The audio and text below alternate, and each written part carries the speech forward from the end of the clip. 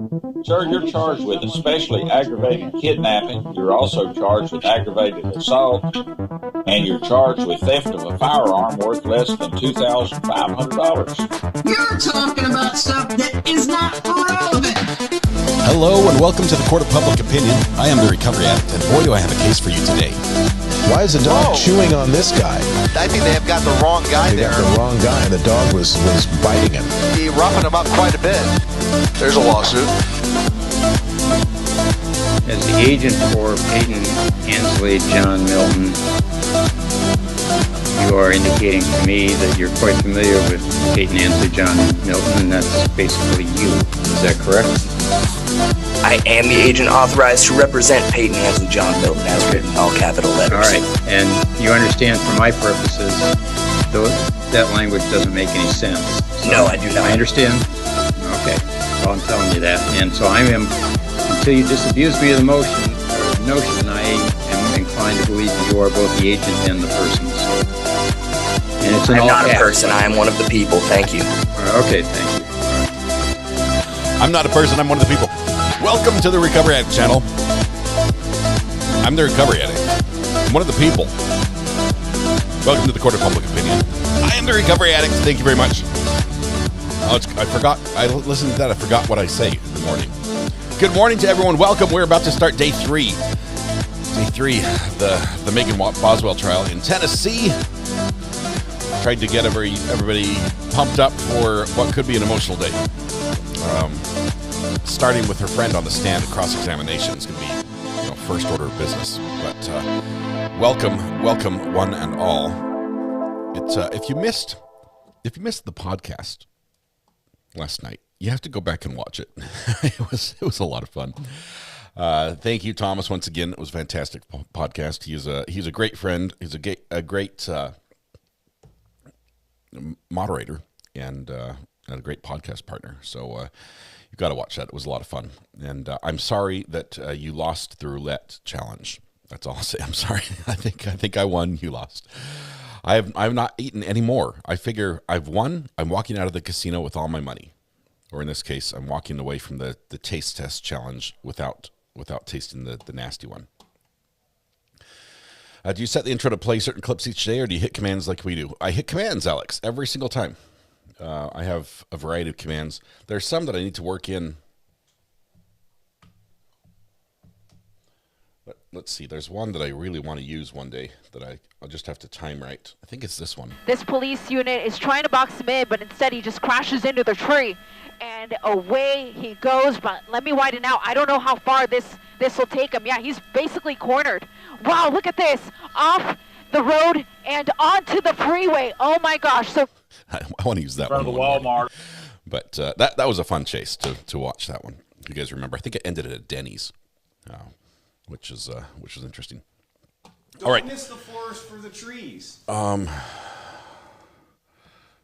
Amber just sent me a Facebook message. My phone just updated, and Shame on you, sir. And it decided what I look like. Thank you, sir. You're my new best friend. It says this is my picture. Maybe if I should do it this way. Happy birthday. Correct? You look good. I don't know. It has more double chins than I do. I've only got the one double chin, and it's got like two. But let's see. Quick Facebook message. Just 1 second, Amber, and then we'll look at the birthday stuff.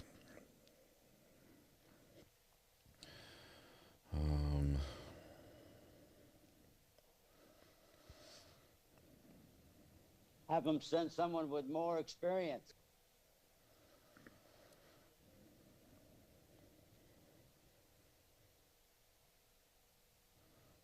Of course, Amber. Of course, thank you. I appreciate the heads up. We're going to add a special addition to the birthday song today before we sing, and we're going to sing to Matt. Matt is Candace Hoff's nephew, who this is one of those heavenly birthdays. He's no longer here with us. He would have been 43 tomorrow, and we'll add him to the list. So we're going to sing to Matt as well. All right. There are some other people, I think, that have have birthdays today. Who says I look like Chad Daybell? Purple coconut. It does sort of look like Chad Daybell. I've got a little more hair than him, I think. But so we'll add Matt to the list, and we'll get this sung to, because we do have court coming up. I mean, it's the live feed's available, but nothing's happening yet. So we're just holding tight here. Let's see. Any birthdays? Any other birthdays other than Matt? If there's not any, we'll just sing to Matt, and that's fine. That's wonderful.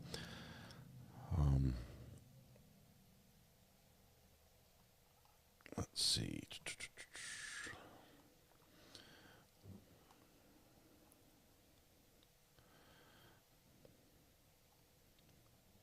It's funny, Red Pen, you mentioned that.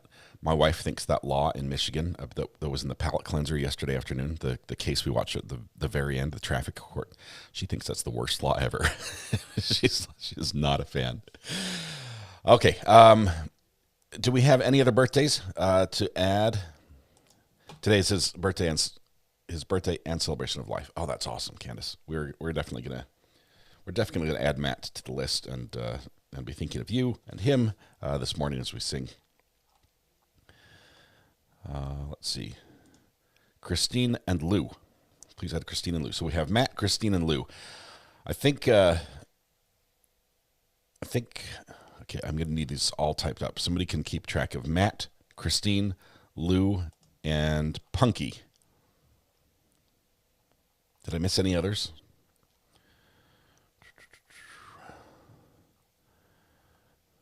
I think that's it. Matt, Christine, Lou, and Punky. Angelique, thank you. That's perfect. And I'll add Winnaboo on the end because we're going to be here tomorrow. We'll sing to you tomorrow, Winnaboo. Here we go. Everyone stand up, take a deep breath, shoulders back, project your voice to the back of the room, blend your voice with your neighbors. Warm up with me if you will. La la la la la la la. There we go.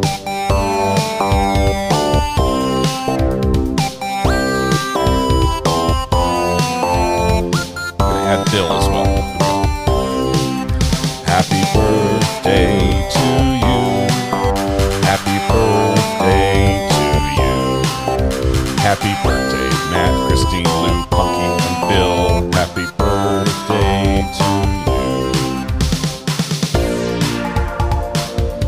you. Is there another? Are there any others? Did I miss any?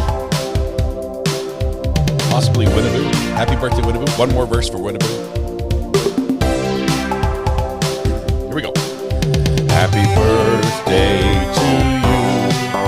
Happy birthday to you. Happy birthday, dear Winnaboo. Happy birthday to you. To everyone who's celebrating a birthday today, happy birthday. I realize there are 365 wonderful days. Some years there are 366 leap years, right? Some years there are. But this is your special day, and you look good. The privilege, the pleasure, the honoring that with you is all ours. Hopefully we can return that to you and to make your day just a little more specialer. A big shout out to everyone who's celebrating. To those who are inclined, please help yourself to free pancakes at Denny's, IHOP, Village Inn, McDonald's, Waffle House, Tammy Dunlap's house, and Andy's Grill. Thank you. All right, we are about to go to court. We're just looking at the wall, though. So we've got a minute. We'll get to the drum solo. We've got a little bit of time before that comes in.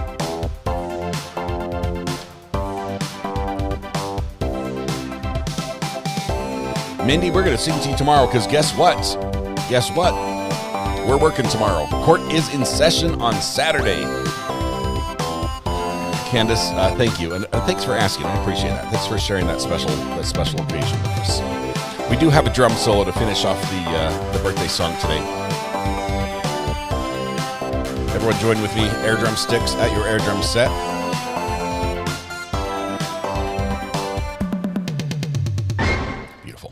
Beautiful. Happy birthday to all who are celebrating, and happy celebration to those who are celebrating as well. All right, Mindy, make sure you get added to the list. Let's see. Saturdays are so lonely. Not anymore. Not during this trial. All right, let's get set with court and all the happenings they're going to begin. Let me remind you where we left off. We have a for the second time in a row. This is day 3 of the trial. The judge might say this is like day 7. He's counting from the beginning of jury selection, but he's also counting that in the total time the trial is going to take when he says 2 to 4 weeks. So 4 weeks of this would be very long. I think it'll be a little less than that, maybe 3-ish. But Saturday courts are going to help. We'll get us through a little bit faster. Friend is testifying. Defense is up. That's exactly where we are. That's how we started yesterday as well. But yesterday, we also started. Defense got to play the interview with Megan and the detectives at TBI. And they got to play, not the entire thing, but they got to play all the part where they were talking to her back. There was a lot of time where she was just sitting there or talking with her mom, which I don't think is, that's not crucial. But can't see chat. I will fix that. Chat's on screen. I'm sorry. That's a good time for me to say, Kim R., welcome. Welcome. You were first in chat, Kim. And we're going to punish you with internet ownership. We zoom in on the binder clip. It's there. We're safe. We can be in court. You should have seen what that bottle was with the red lid when we zoomed in. But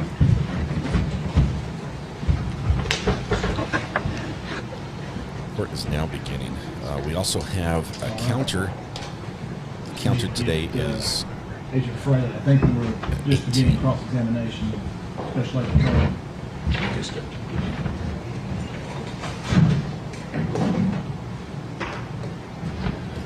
We have 18 objections so far. We counted 7 of them because they were sidebars that weren't verbal objections, but they just said, can we approach? And we got a lot of them yesterday. Most of them had to do with text exchanges with her friend. But they all came in over objection.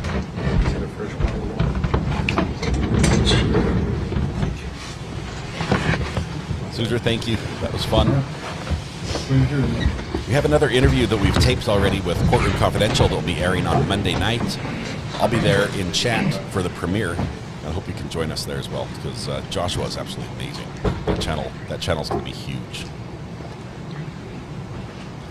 Kelly, yes, Megan has been in jail. She's held on a $1 million bond, which is a lot. Did I show the wrong one? Holy cow.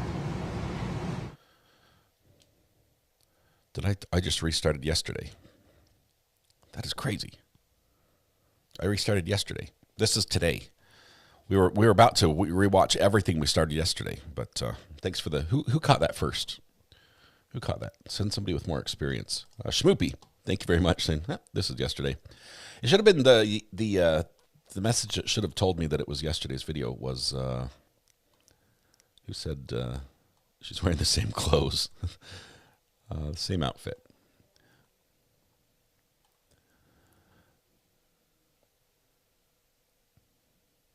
Oh, happy birthday, Garth. Who's a good dog? Who's a good dog? Happy birthday, Garth. Sorry we missed you there. I don't know who said that, but thank you. My description says day 2. It should say day 3. On my screen, it says day 3, part 1. Is that what you have?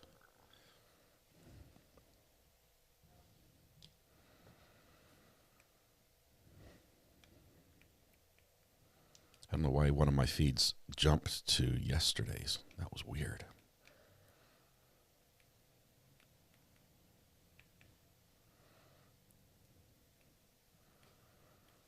Let's see.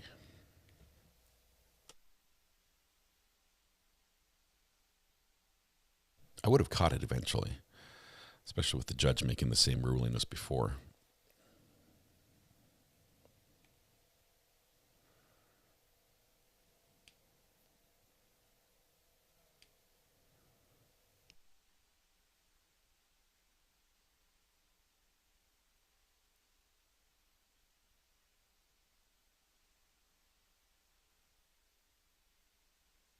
Well, we still are on 18 objections, and what's up with the dual thumbnail? I duplicated a previous live stream and I grabbed the wrong one, so I fixed it before we went live. Right as I was going live, I fixed the thumbnail. So if you were to exit and come back into the channel, it would be correct. But I grabbed the one from day one. I stayed up too late partying. I did. Rebecca, it's difficult for me to show the photo right now. It requires me to change something in the setup. I can't easily do that. I could show it on my phone, and that's the easiest way.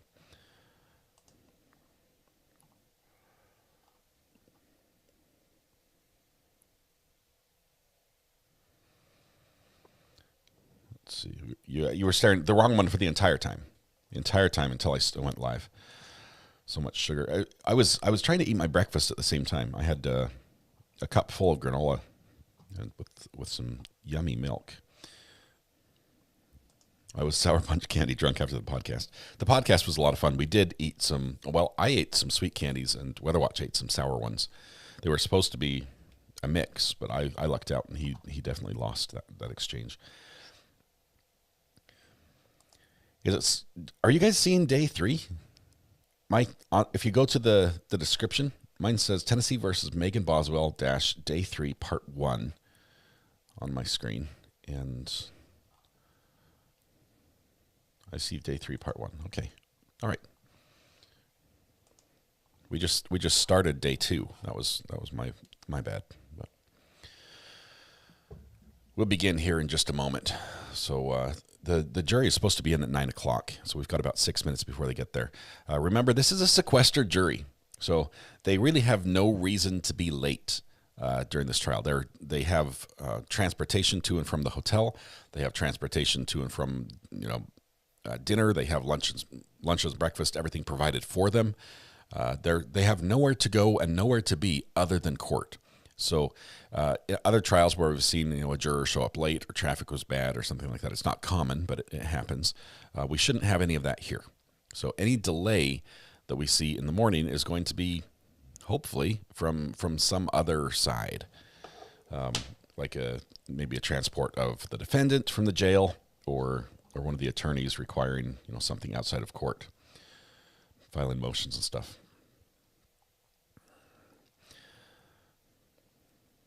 So, good morning, Tony. Good to have you here. It was too late to watch it in the UK. Yeah, I'm sorry. I wish we could all be on the same time zone, but the world would have to be flat for that to happen, and it would be. That's not the case. The science has proven that's not the case. I'm sorry if I just burst somebody's bubble, but the world is not flat, and it is in fact round. And some people sleep while others are awake.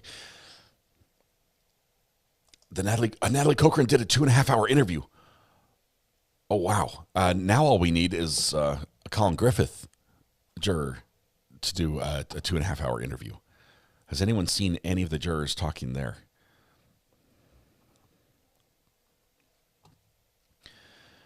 I've not had a chance to watch that yet. I'll look for it.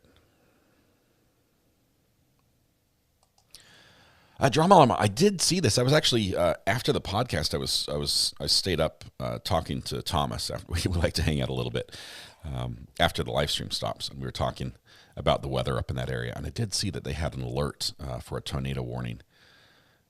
Hopefully, there's no injuries or damage on that one. We had tornadoes last night, so I have to go back and watch the podcast. Melissa, hopefully everyone's safe. Tornadoes are scary. They can start so quickly and have so little warning. I mean, I say that I'm on the East Coast. I am in the area that almost always gets hit by the hurricane. But for me, lucky for me, it's usually after the hurricane has sort of fizzled out. If it comes up from the Gulf, it sort of loses most of its steam. Helene was the exception, and then it hits North Carolina, and we get a little bit of rain. Or it comes up the Treasure Coast from Florida, and we get some wind and rain from that. But we get plenty of warning with a hurricane. With the tornado, it's just like, hey, things might be a little dicey next week, and then suddenly everyone get underground. Where was the Natalie Cochran juror on? Was she on like Court TV? Which, by the way, Court TV showed up in the in the podcast last night in chat. That was awesome to have them there. Thank you very much, Court TV. Appreciate that. It's great to have them just hang out for a little bit of fun and frivolity. Earthquakes, yeah, 0 warning. For some reason, animals, they like get like a minute or 2 warning before people.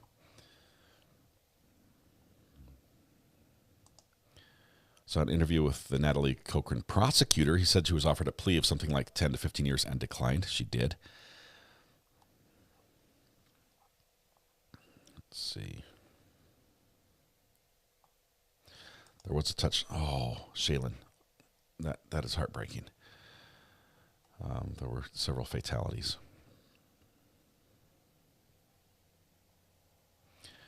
Carter, I've seen this. I've seen links to some of the social media pages that are local to the area down there in Florida, and there's a lot of it looks like judges finally walking in. There's a lot of people that aren't happy with that verdict.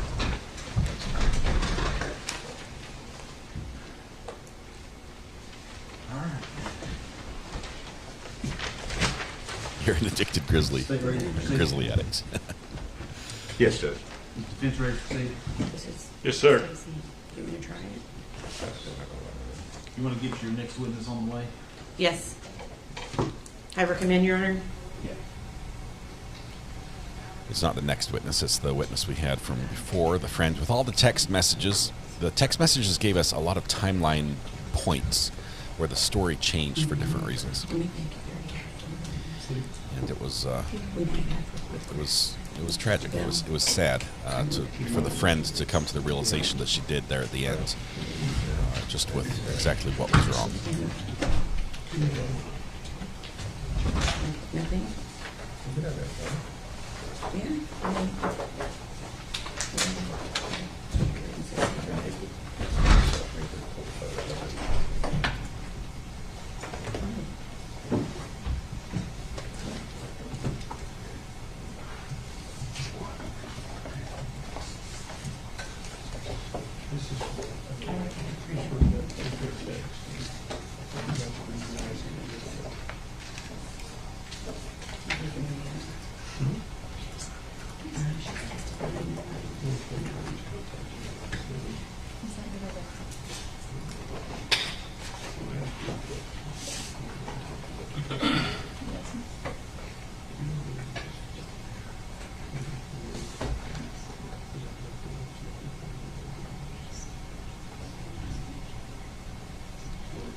Bringing the jury and the witness in.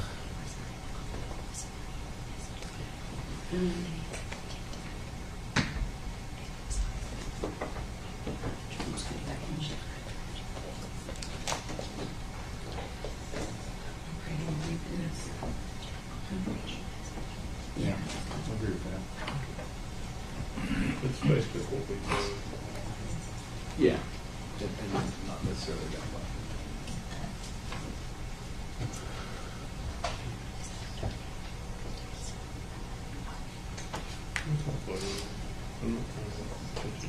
Hey, we're ready for bed. Bye.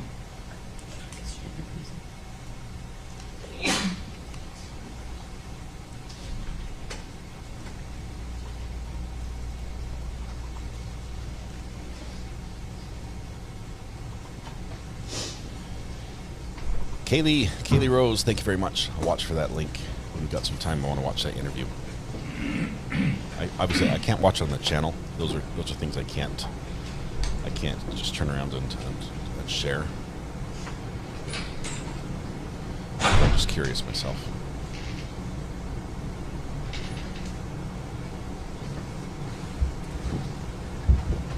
Todd, PSA, stay away from New Orleans. What's happening in New Orleans?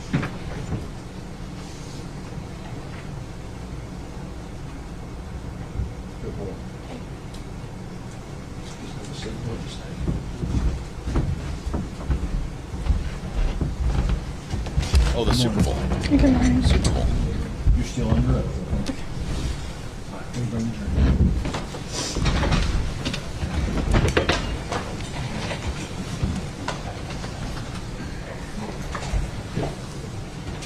Is it the Chiefs and the Eagles? I haven't followed it at all.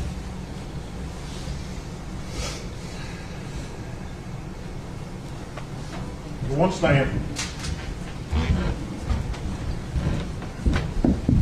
Everyone stand is every other court's version of all rise.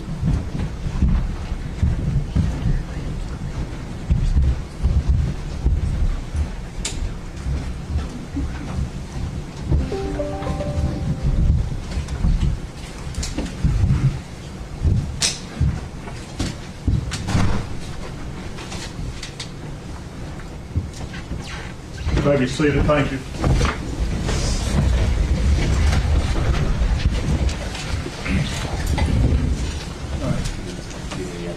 All right. Thank you. Ladies and gentlemen, yesterday when we left, I gave you certain admonitions. Does any juror have anything to report about those admonitions? If you do, raise your hand. Let the record reflect that none of the jurors have raised their hand.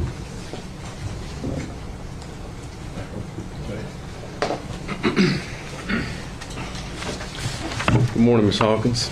Good morning. I personally apologize that we've had to carry you over to the second day. I know that's hard for you. Certainly wasn't purposeful. I want you to know that. We heard a lot of testimony yesterday that you were one of Megan's closest friends. Would that be a fair statement? Yeah. And that you had known her for some time, even through high school years, before Evelyn was born. Yes. Okay, yeah. And I imagine that you got to know Megan quite well. And you were around when Evelyn was born. Spent a lot of time with Megan and both Evelyn the first year of Evelyn's life. Would that be a fair statement? Yes. And during any of that time in those 12 months, first 12 months, up till Evelyn's first birthday, did you ever see any signs of abuse or neglect on Evelyn? The only thing that I ever really noticed was every now and again I would look back and she wouldn't be buckled up correctly, but we would just buckle her up. I understand. I guess what I'm saying is you never saw any injuries on Evelyn that gave you concern? No. You never saw anything on Evelyn? She appeared to be thriving well. You didn't have any concerns that she wasn't being fed or cared for? No. You didn't have any concerns that she was being physically abused? No. And I imagine, regardless of your relationship with Megan, had you suspected those, it's quite clear yesterday from your testimony you loved Evelyn, you wouldn't have stood for that regardless of your relationship with Megan, would you? No. Okay. And in this time that you were spending with Megan, did you ever hear Megan say or indicate that she didn't love Evelyn? No. Did you ever hear Megan say or indicate that she no longer wanted Evelyn and would maybe consider giving her up for adoption? No. Did you ever hear Megan say that Evelyn was an inconvenience on her life? No. You're familiar with Megan's background and her family situation. You're aware that Megan was in foster care, correct? Yes. And you're aware that Evelyn was born while Megan was in foster care. And would it be fair to say that the one consistent love in Megan's life was Evelyn? Yes. Above everything, her family? Yeah. Judge, we're going to object to her being able to get into the defendant's head on how she's feeling about people in her life. The way the question is phrased, I'll sustain it. Thank you. Well, were you aware that Megan had some fractured or broken relationships? Yes. Did it appear that Evelyn was the one constant thing that brought Megan joy? Yeah. Okay.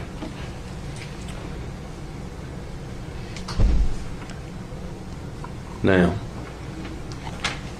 were you aware that,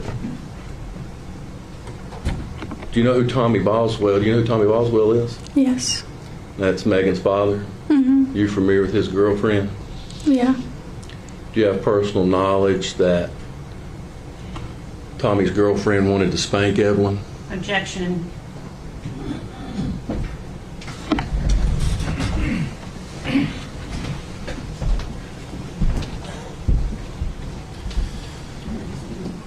Huh.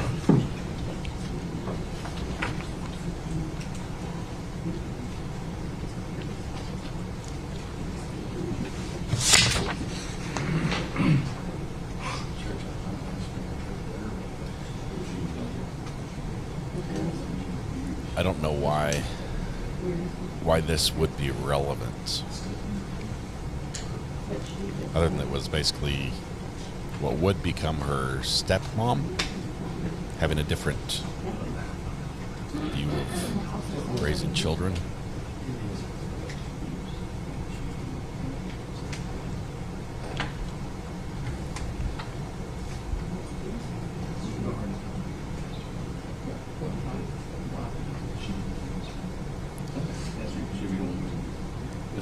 She can hear. The witness can hear.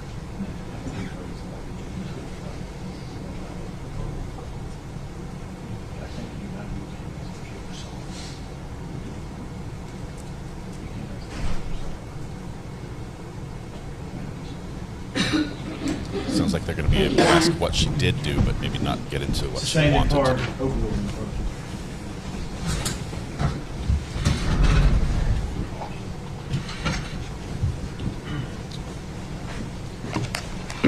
Ms. Hawkins, in all the time that you spent together with Megan, Megan, did you ever see her spank or hit Evelyn? No. Judge, that's all the questions we have. There we go. Redirect. No, nothing, Your Honor. She's free to go. The space shuttle has been moved. I can have just 1 second.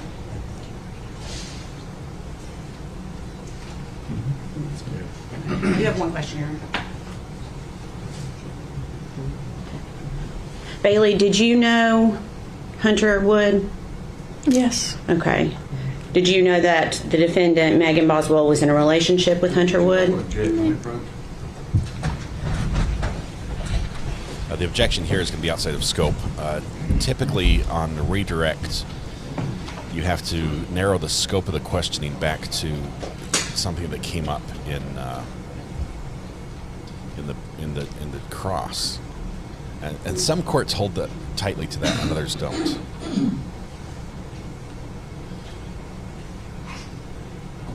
Another objection takes us up to 21.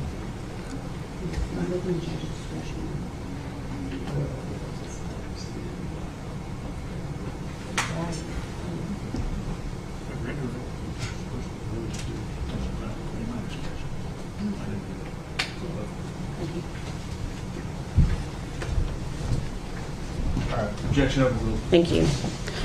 And were you aware that they were in a relationship?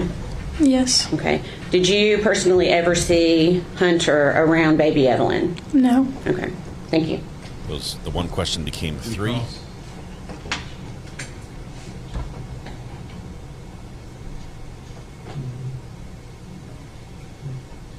Lynn Britton, congratulations on 15 months. She's released from her subpoena. Yes, Your Honor. Ms. Hawkins, thank you for your testimony. It's released. You're released from your subpoena and you're free to go. All right, thank you.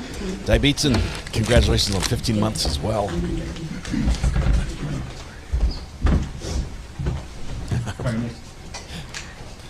Norm, Cliff, Bob, our bailiff looks tired. I'm a little tired this morning. It was a late podcast. And I didn't get a nap beforehand. Okay, we call Crystal Crawford. What was that last name? Crawford. C-R-A-W-F-O-R-D. Bryce, thank you. I fixed it. That was a setting on my side.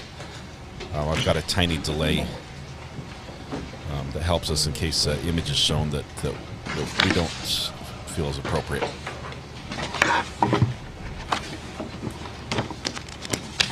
Thanks for catching that. I wasn't paying attention.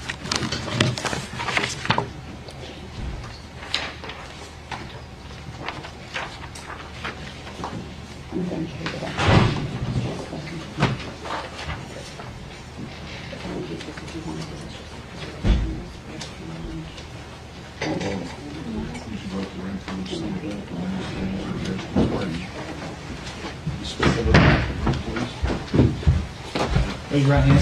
State your name. Crystal Crawford. You solemnly swear affirm testimony you're about to give will be the truth, all truth, and nothing but the truth. Yes, sir. Have a seat, right. Crystal, this would be Tommy's then fiance or girlfriend. Thank you. Good morning. Good morning, Amber. Tell the jury your name and where you're employed. Crystal Crawford at the Econolodge in Kingsport, Tennessee. Okay. Is that located on Airport Parkway in Kingsport? Yes, ma'am. Okay. How long have you been employed there? I have been working there almost 10 years. Okay. What is your title there? Front desk clerk. Okay. Can you give us a brief description of your job duties at the Econolodge? Front desk, laundry, some days housekeeping also. Just whatever needs to be done. I do all his management paperwork and all that. Okay. So those duties include things like checking in and checking out guests? Yes, ma'am. Okay. And I'm assuming Econolodge creates records and maintains those records at the hotel? Yes, ma'am. Okay. And when you enter information to the hotel, is it into like a computer system that's maintained? Yes, ma'am. And are those records preserved for a certain amount of time? Yes, I believe up to 5 years. Okay. When you create these records, is it essentially the same procedure each time? Yes. Okay. Was this not the I'm going to girlfriend? pass you a document. Okay. Was it Ashley or Crystal that was the Tommy's girlfriend? Ashley is Tommy's fiance or wife. So not this. You can take a look at that and see if you recognize it. Yes, ma'am, I do. Okay. Can you tell us what it is? It is a check-in and check-out slip on Megan Boswell. Okay. And have you seen that document before? Yes, ma'am. Okay. How was this document generated?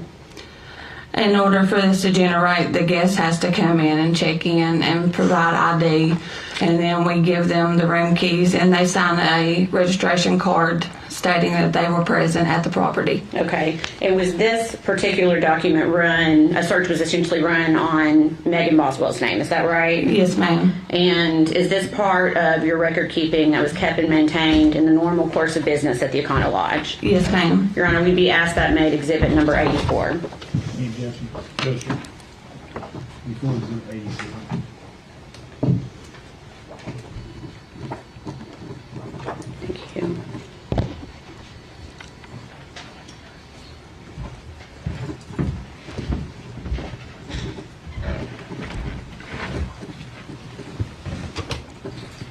I'm waiting for this screen to.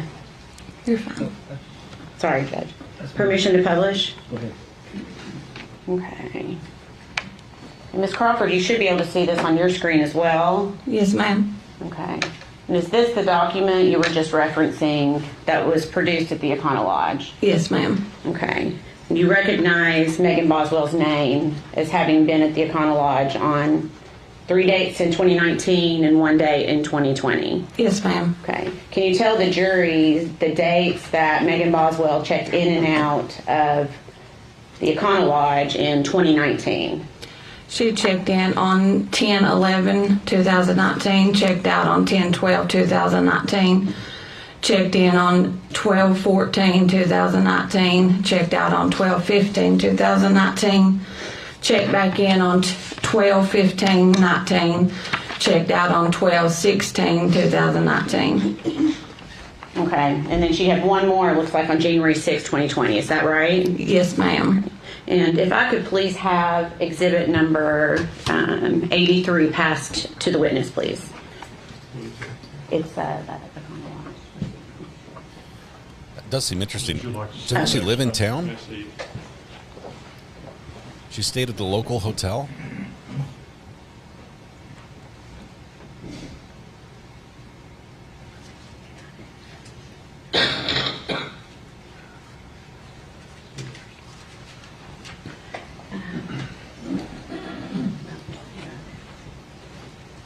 Kelly Dawn, thank you very much for your generosity. Tamara, congratulations.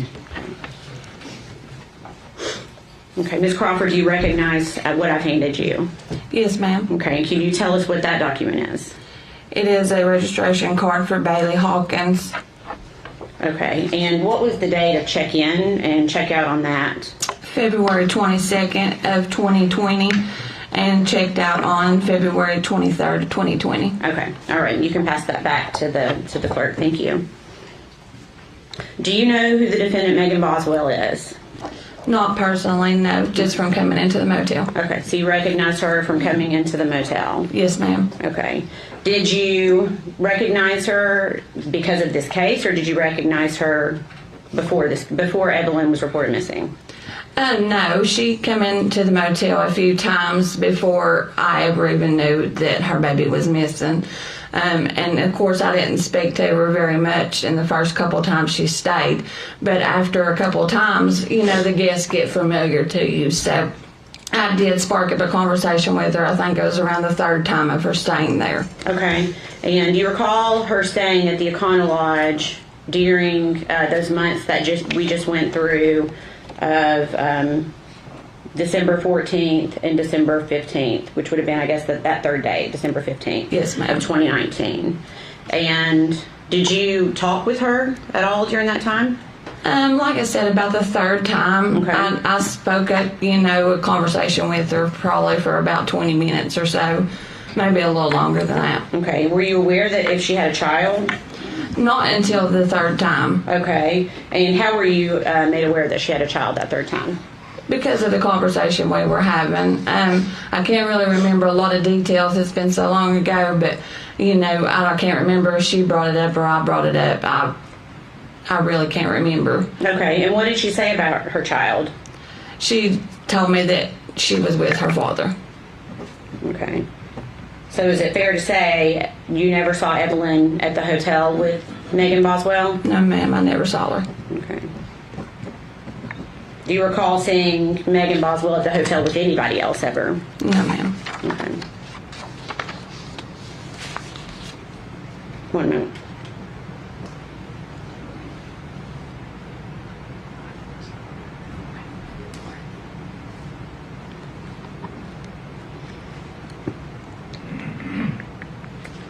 During the times that you saw the defendant, the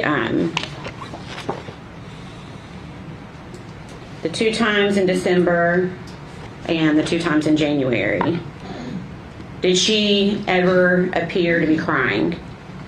No, not that I can remember. Did she ever give appearance of being scared or worried? No, ma'am, not that I can remember. Did she ever express any concern to you about the safety of her daughter? No, ma'am, not that I can remember. All right. Please answer any questions the defense has for you, okay? Yes, ma'am. Can't see him needing too many questions, yeah. All right. Ms. Crawford, thank you for your testimony today. You're released from your subpoena, ma'am. You're free to go. Thank you. So that just corroborates the staying at the hotel and tells us there were a couple other dates as well, which I'm not sure how that will play in. But it supports the testimony of the previous witness. See who next. See if we get to Hunter next. State would call Caitlin Jones. Nope.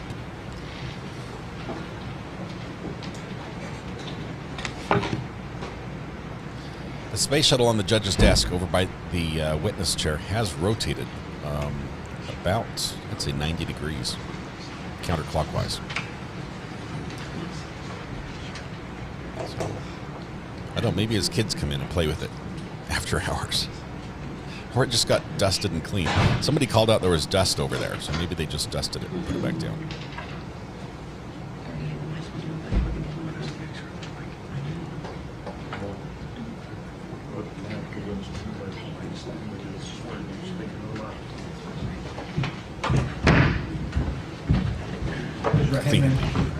State your name. Caitlin Carter. You solemnly swear affirm testimony back here to be the truth, the whole truth, and nothing but the truth. Yes, sir. Did you say Jones? Scoot up close to me. Good morning. Good morning. I just realized I called you Caitlin Jones. You are now Caitlin Carter. Is that right? Yes, ma'am. Okay, I apologize. Okay, so you told the jury your name. Where do you live? Kingsport. Okay. Do you know the defendant, Megan Boswell? Yes, ma'am. And how do you know her? We were friends in college. Okay. And if you can, I'm going to ask you to maybe pull that microphone just a little bit closer. There you go. Thank you. You were friends in college. When you were in college or when she was in college? When I was in college. Okay. And when did you first meet her? Middle school. Okay. Did you continue to stay friends from middle school until you were in college? No, ma'am. Okay. Did you reconnect at some point? Yes, ma'am. Okay. And that was when you were in college, I guess? Yes, okay. ma'am. So during that time, is that when you met Evelyn? Yes, ma'am. Okay. So that means you've met Evelyn in person? Yes. Okay. How many times do you think you have been around Evelyn? 4 or 5 times. Okay. And are those times that when you were hanging out with Megan Boswell? Yes, ma'am. As well? Okay. When you hung out with Megan, was Evelyn usually with her? Yes, ma'am. Okay. Do you ever recall seeing Megan when Evelyn was not with her? Yes, ma'am. Okay. And when was that? The end of our friendship. Okay. Which was when? The 1st of December. Okay.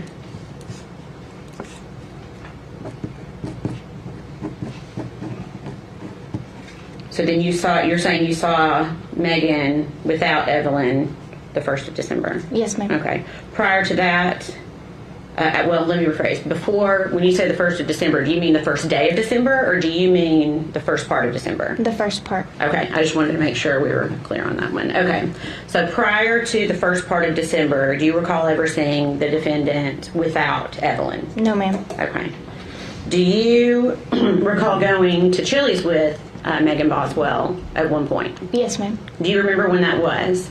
The end of my college semester. Okay. And do you know when that would have been? Around the 1st of December. Okay. Who was there when you went to Chili's that day? Me, Megan, and Evelyn. Okay. Anyone else? No, ma'am. Okay. Did you sit at a table or a booth? Booth. Okay. And did you sit beside anyone? No, ma'am. Okay. So Megan and Evelyn were on one side of the table and you were on the other? Yes, ma'am. What was your impression of Evelyn that day? She was dirty, and I could smell her across the table. Okay. Have you been around babies before? Yes, ma'am. Okay. Was she beyond what a normal dirty baby would be? Yes, ma'am. Good. There was an objection there.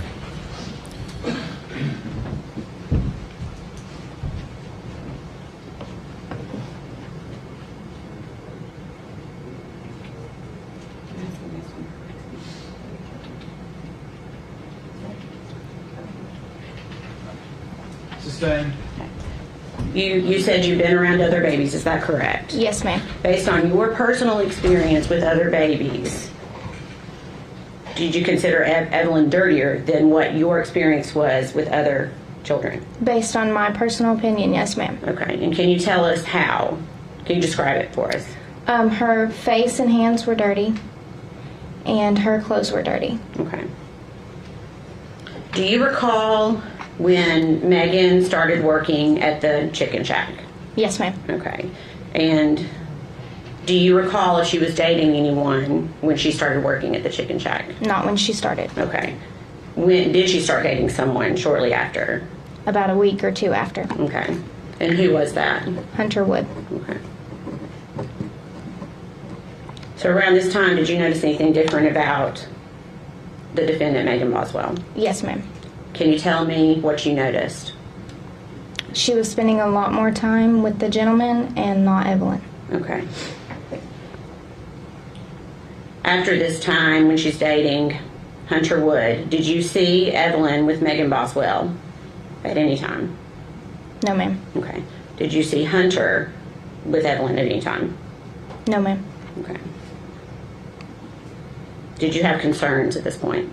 Yes, ma'am. Okay. Did you talk with other people about it? I don't believe so. Okay. What were your concerns?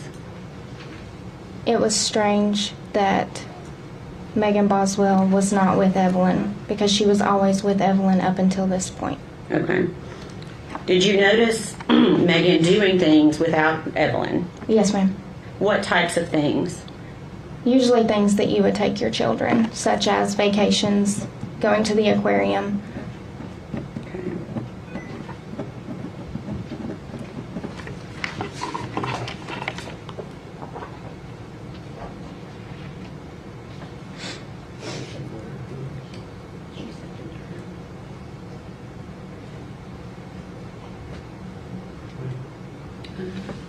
December.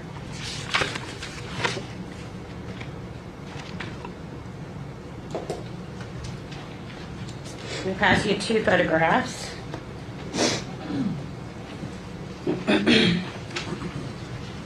Thank you. Take a look at those and see if you recognize them. Yes, ma'am, I do. Okay, can you tell me what it is? Megan sent me those when her and Hunter and a few other people went to the aquarium. Okay, and so you got those personally sent to you from Megan? Yes, ma'am. Okay, and what is a photograph of? Megan and Hunter Wood at the aquarium. Okay. Your Honor, we'd ask that to be made exhibit number 85. Any objection? No.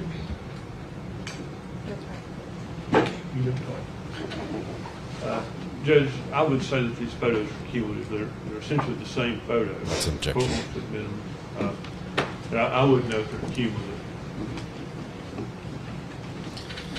What that means is they're duplicate. If one might come in, but the defense is saying you should only allow one in, not both. Or possibly, if there are other pictures that are already in evidence, these both could be kept out. If they're going to be introduced separately, I mean, they should be introduced separately. They shouldn't be introduced as a cumulative. Okay. You'll do 85 and 86, Your Honor. Judge allows them both in, overrules the objection.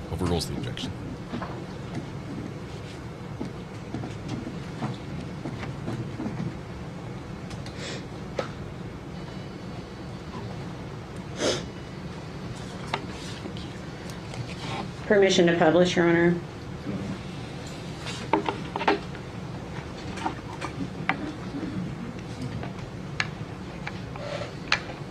That's Hunter. Caitlin, is this one of the pictures you received from Megan Boswell? Was it via text? Yes, ma'am. Okay. And did she indicate that Evelyn was with her that day? No, ma'am. Did she send you any pictures of her with Evelyn that day? No, ma'am. Did she seem to be upset at all that day when No, she ma'am. sent you these pictures? Okay. Did she also send you this photograph from that same day? Yes, ma'am. Okay. And can you tell me what the date is that's behind her on the photograph? Can you read that? On the top, Yeah. it says 2019. Okay. And you may not recall, but if you do you remember when those photographs were sent to you? I do not recall. Okay. Would it have been after early December? Yes, ma'am. Because it would have been, you said, she started dating Hunter 1 to 2 weeks after the beginning of December. Is that right? Yes, ma'am. Okay. So is it fair to say it was at least 1 to 2 weeks after mid-December? Yes. Is that fair? Yes. Okay. So for mid-December is, well, let me say this. Prior to Thanksgiving of 2019, did Megan talk a lot about Evelyn? Yes, ma'am. Okay. Did you see her post a lot about Evelyn? Yes, ma'am. Okay. What about mid-December? Is she still doing that? No, ma'am. Okay.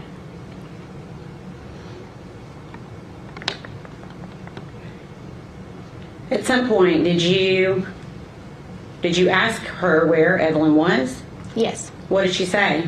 She said that she was with her father. Okay. And when you say her father, do you know who do you think she was talking about, or who was she talking about? She was speaking of Ethan. Okay.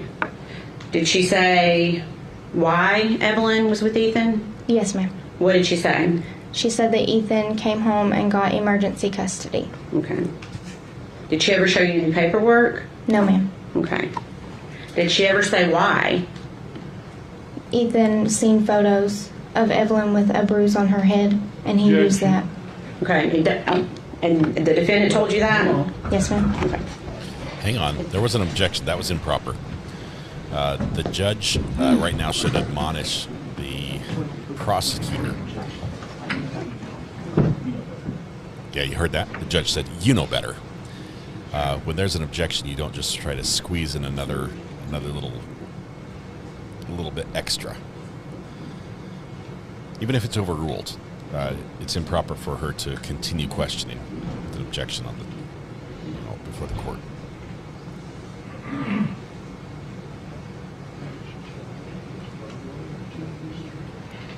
Thank you, Amber. That will help. There are a lot of players in this in this case. There are a lot of different people that interact, and some of them in multiple different ways for the case. Overruled. Thank you.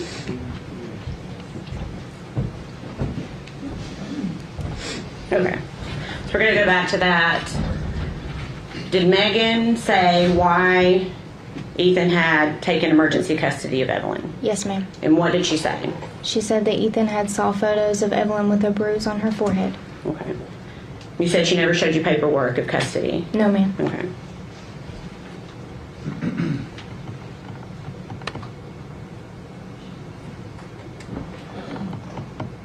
How many times did she tell you that Evelyn was with Ethan?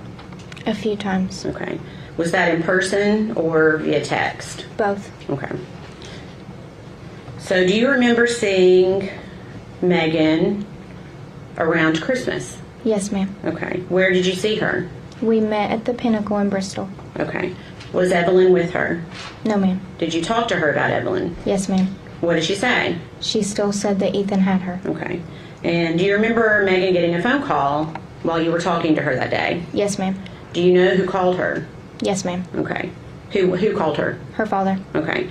And we're not going to be able to say what he said to her, but what did Megan say to her father over the phone? She told her father that she would be getting Evelyn back around the 1st of February. Okay.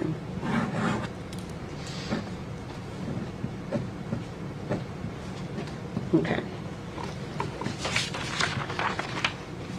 During this entire time, did Megan ever seem upset? No, ma'am. Did you ever see her cry? No, ma'am. Did she seem worried about Evelyn? No, ma'am. Did she ever seem concerned about Evelyn's safety? No, ma'am. Okay. Please answer any questions the defense has, okay? Okay.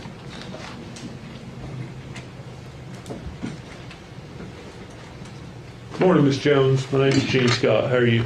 I'm doing well. It's Miss Carter. Oh, Miss Carter. Yes, sir. Sorry, I got it wrong. Did it used to be Miss Jones? Yes, sir. Okay. So how often were you around Megan, let's say in 2019? Would you consider yourselves close friends during that time period? Yes, sir. Okay. How often would you see her? About twice a month. Twice a month. And you described a meal, I think was it Applebee's? Chili's. Chili's. He's intentionally getting these things wrong. When was that meal?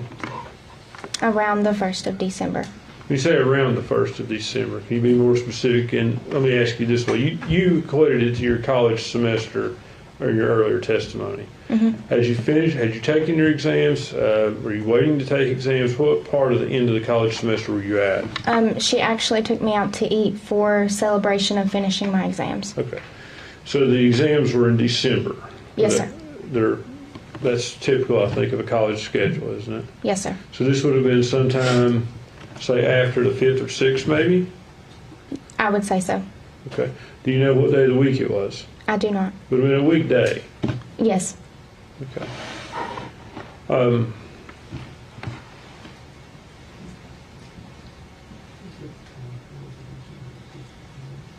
Ashley, that's beautiful. Miss Carter, you described Evelyn as being dirty that day. Yes, sir. Had you ever seen Evelyn dirty before? No, sir. Did you ever see any signs of abuse? No, sir. Did Megan seem like a loving mother to you? Yes, sir. Did she seem devoted to Evelyn? Yes, sir. Okay. Did you ever see her neglect her in any way? No, sir.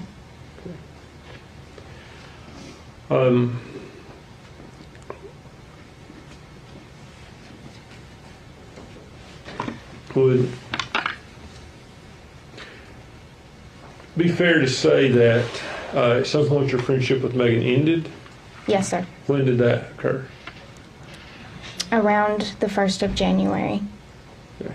And did that have anything to do with Evelyn? No, sir. Why did your friendship end? She lost or misplaced her phone and did not have a way to communicate with me. Okay, so y'all just quit talking? Yes, sir.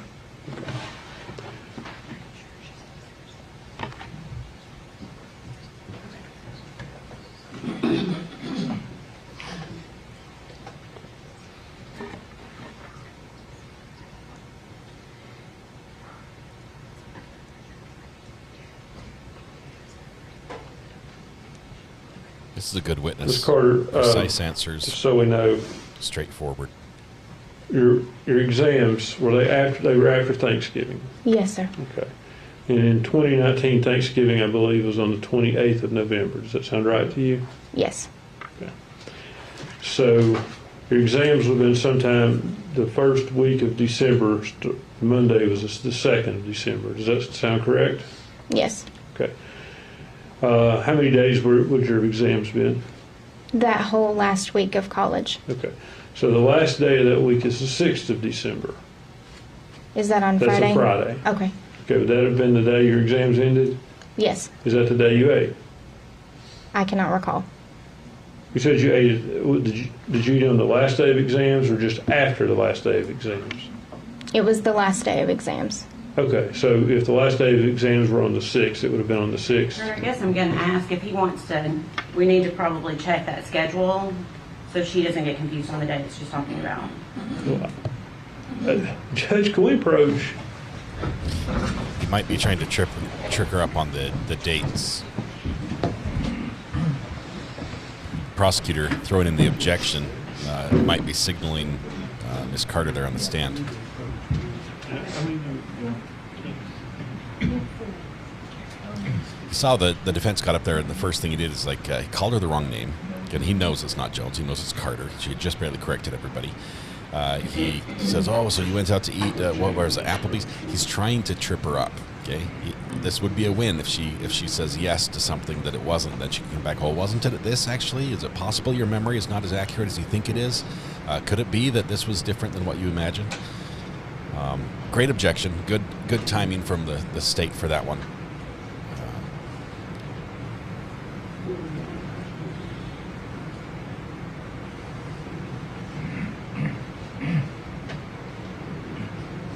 It's possible that exam week, she might not have had an exam on the last day of the week. I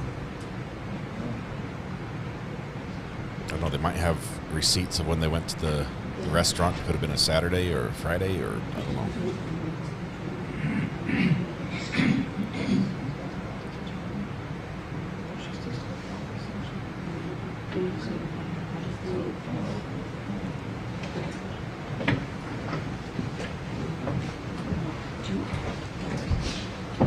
Ms. Carter, you are certain that the meal was after your exams, correct? Yes, sir. And you're also certain that the exams were after Thanksgiving? Yes, sir. No doubt in your mind? No, sir. You have no memory issue with that? No, sir. Okay. You just can't remember what day in December it would have been? Yes. Okay. You would agree with me that your exams were definitely in December? Yes, sir. And do you know for sure they ended on Friday? Yes. Okay. So it would have been the first Friday of December. It was before Christmas. Okay. Do you think they ended the first week of December? Maybe the 2nd. Okay. So they could have ended, the meal could have been no earlier than sometime the first week of December, or maybe even into the 2nd. No, sir. Okay. Do you have any difficulty in remembering that whatsoever? No, sir. Thank you.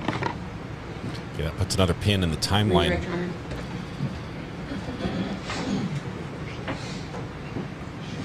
Do you remember giving an interview to law enforcement? Another objection.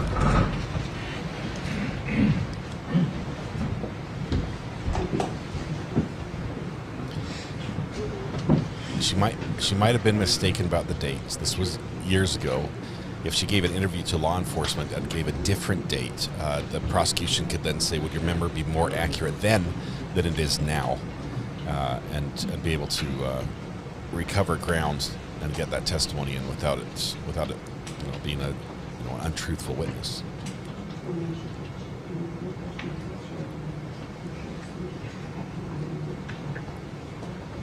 So let me also She can hear.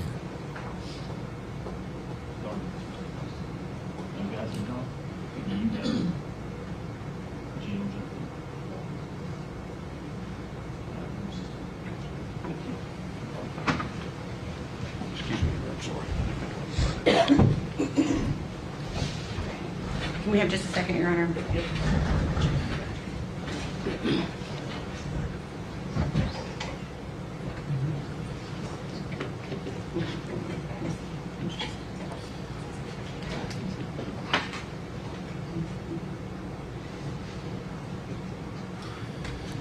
This witness is saying that Megan brought Evelyn to Chili's, right? And that she was very dirty. Is this the same? Am I getting these confused? Or that Megan was by herself and did not bring Evelyn? Caitlin, do you remember the last time that you saw Evelyn? Yes, ma'am. Okay, when was that? It was the day we went to Chili's. Okay. And I know Mr. Scott was throwing a lot of dates out at you. Possibly confusing her.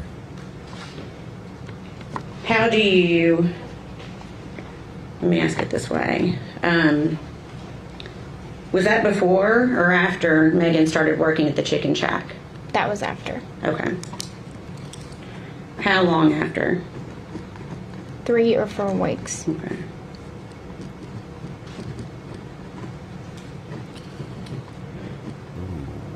So you think that was after she had started dating Hunter? Yes, ma'am. Okay. This may cause a problem for the state's timeline.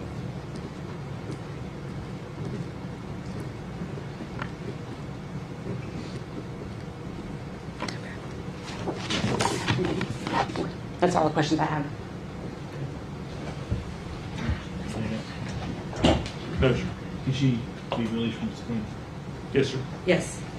All right. Ms. Carter, thank you for your testimony today. You're released from your subpoena. Thank you, sir.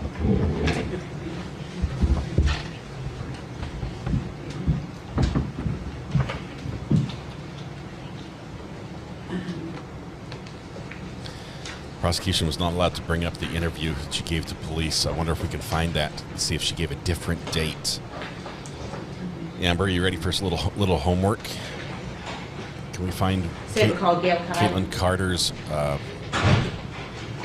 news? I don't know, reporter, any statement she made? I don't know if you even have bandwidth to handle that today, Amber.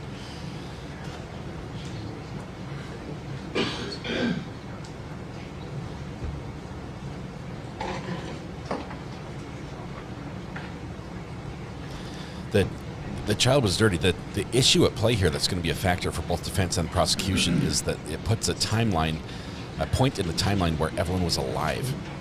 And if that point is after the alleged date that the state says Evelyn was deceased, we now have conflicting evidence, which can cause doubt in the mind of the jury.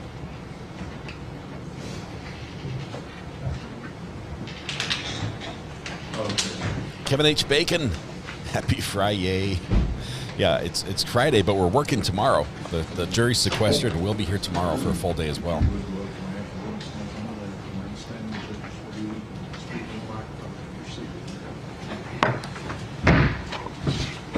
Who's up next? Raise your right hand and state your name.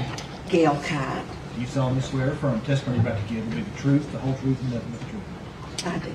Have a seat right here. Okay. Good morning. Good morning.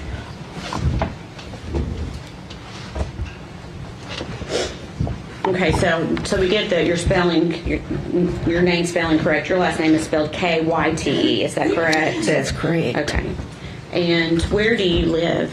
Roan Mountain. Okay. And do you know Megan Boswell? I do. Okay. How do you know her? I was her foster mother for 4 months. Okay. Christine, happy birthday. Do you know what year that was in?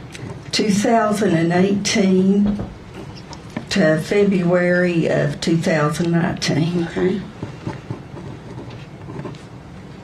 Do you know how old Megan was when she came to live with you? 17. Okay. And do you see her in the courtroom today? I do. Can you point her out to us, please? Okay. And I'm going to ask that you describe what she's wearing, please.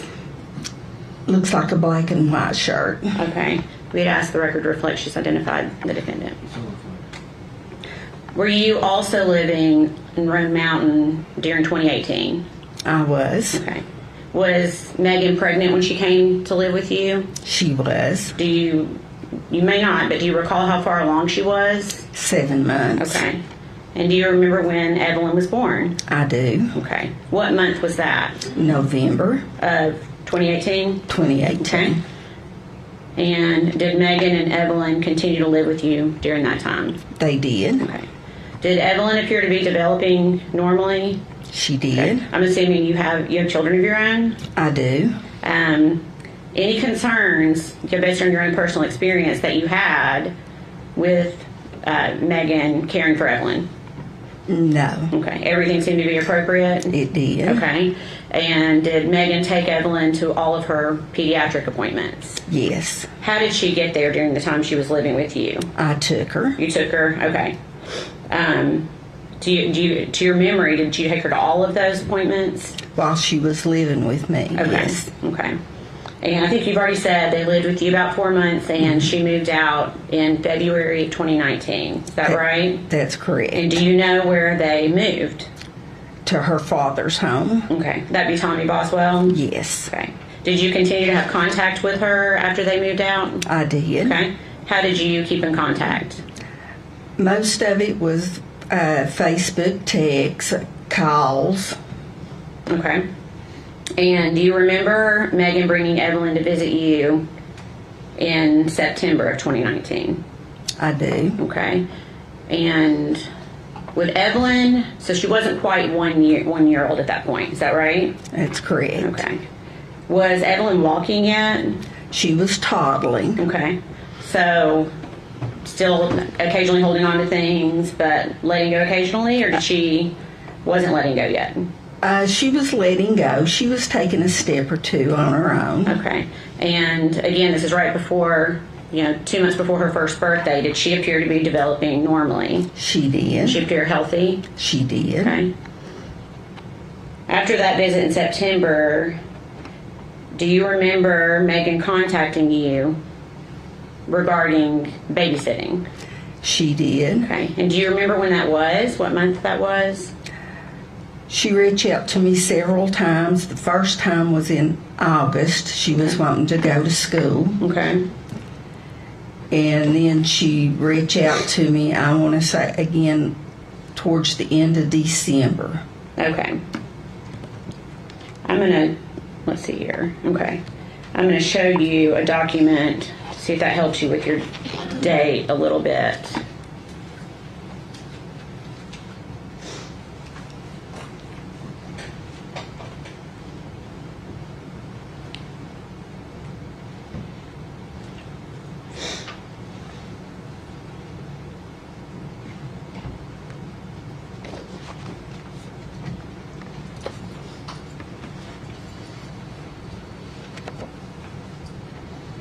Okay.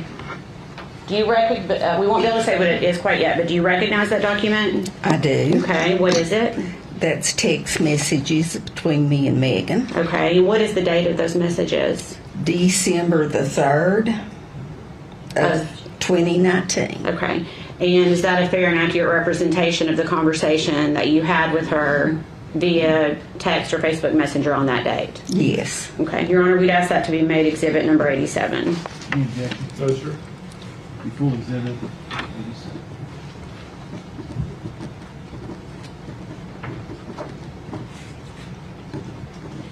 And permission to publish, Your Honor. Okay.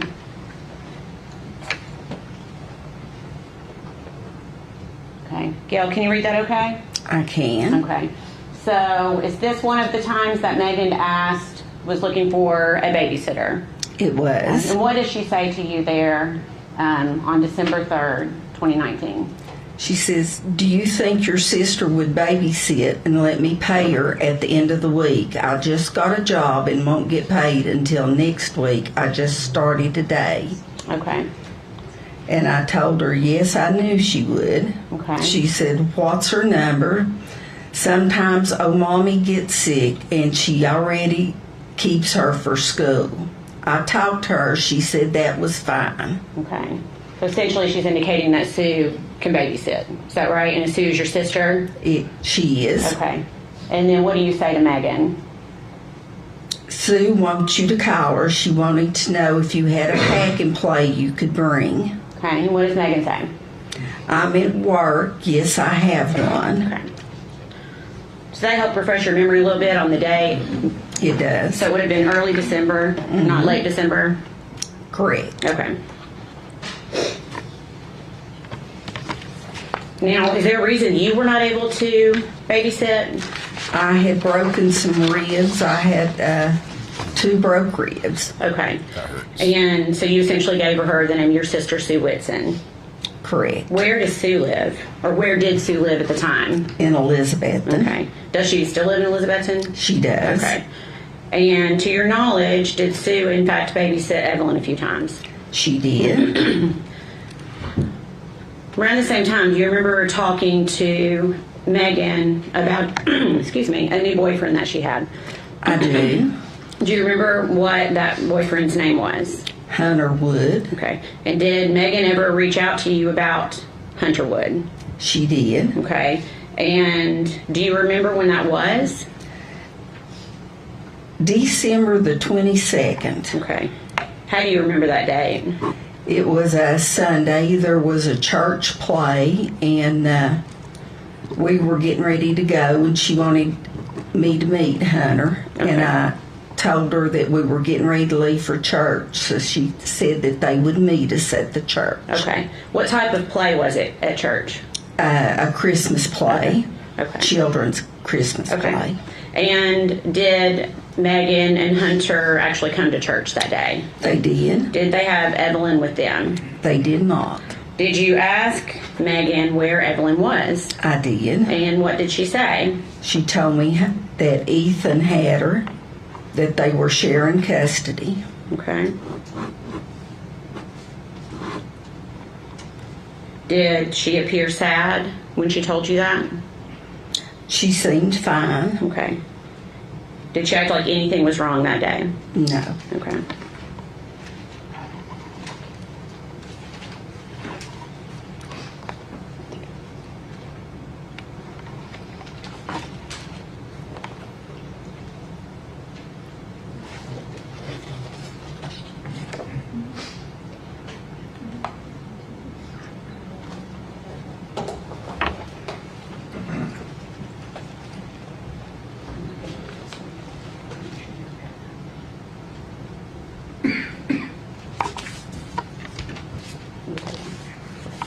Dawn, I'm glad you can join us from your second job.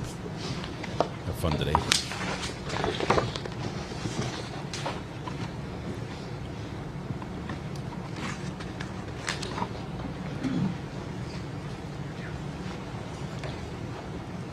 Steph, she told Ethan he was the father, but it turns out he was not. I don't know yet who the father was. I'm not sure if it's going to come out in trial. We just know that it was not Ethan, even though everyone thought he was the dad. Hunter is the last boyfriend.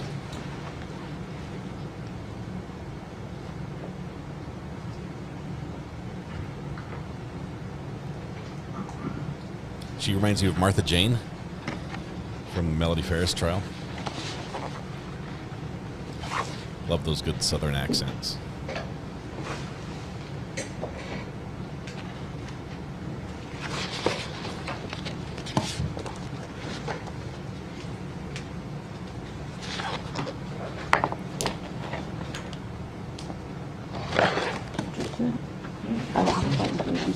I'm sorry. I thought they were discussing it.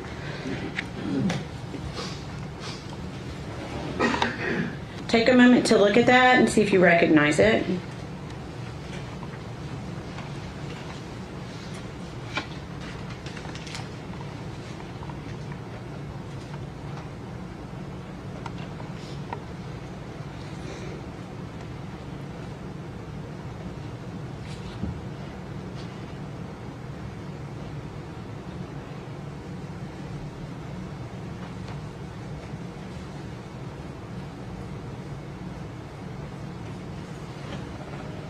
Long look.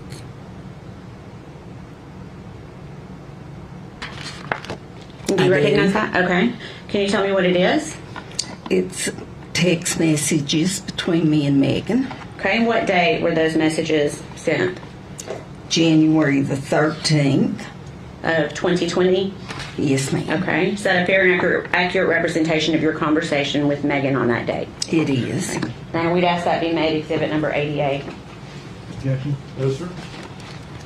Full exhibit 88. Had somebody send me a picture of that little bottle, the aerosol spray disinfectant. Permission to publish? You're correct. It's not silly string like we thought. Okay.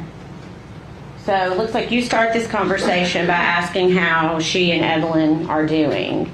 And what does Megan say in response? Good. Ethan has half custody now. Okay. And then you respond, I almost bought Evelyn a beautiful dress at Cracker Barrel, wasn't sure what size. And what does Megan say in response? She wears 18 months now. Isn't that crazy? Hunter and I can come when we get off work. Ethan has Evelyn until Friday, though. Okay. And continuing the conversation. I told her wait until Thursday. We're having a DCS home inspection tomorrow, and I'm cleaning and getting ready. It makes me nervous. Okay. LOL. Okay. And what does Megan say in response? Don't be nervous. You and Rick are hands down the best foster parents anyone could ask for. In a lot of ways, you are my family more than my actual family. Okay. And what do you say? Thank you. We love you and that baby. Is Ethan out of the Army? And then what does Megan say? We love you, and yes, he is. Okay. Ethan's out of the Army? That's a new lie.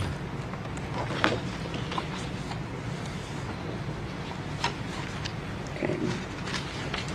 We're going to move forward to February of 2020. We are not going to be able to say what somebody told you, okay? Do you remember, though, being contacted by someone named Shirley Boswell Lowry? I do. And who is this person? Megan's aunt. Okay, how did she contact you? First by Facebook Messenger, and then I asked her to give me a call. Okay, give me just 1 second.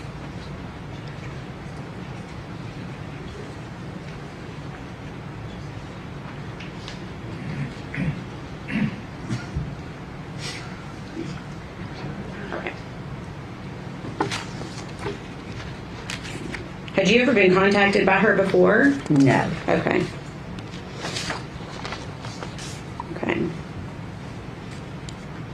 So, again, we're not going to be able to talk about what she told you, but what did you tell her about what Megan had told you? I told her that I didn't know where Evelyn was. I also told her that last time I'd spoken with Megan that she had told me Ethan had half custody of Evelyn. Okay. And did you have Evelyn?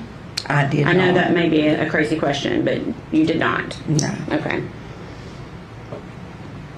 What did you do? Based on that conversation, what did you do? I tried calling Megan. Okay. And did you call her phone? I did. Okay. And I got a hold of Tommy. Megan's dad, had her phone. Okay. And what did you tell Tommy? I was looking for Megan, and then he discussed the same thing Shirley had discussed. And we won't be able to get into what he said. We can only essentially get into something that maybe Megan told you or something that you say yourself. I know it's a little confusing. Okay, so essentially you call Megan's phone, but Tommy answers. Correct. Okay, and you were essentially trying to get in touch with Megan. You didn't get in touch with her that way, so what did you do next? I texted her by Facebook. Okay. And did she respond to you? She did. She said she didn't have a phone. She couldn't talk. That it had to be by text message. Okay. And was that Facebook Messenger? It was. Okay. Did you contact anyone else that day? I did. Who did you contact? Constance Cole from DCS. Okay. And who is Constance? How do you, is that through the foster care stuff? It was. Okay. And were you able to get in touch with Constance? I could not. It was after hours, so I left her a message on her phone. Okay. And what message did you leave? I told her that Evelyn was missing. Okay.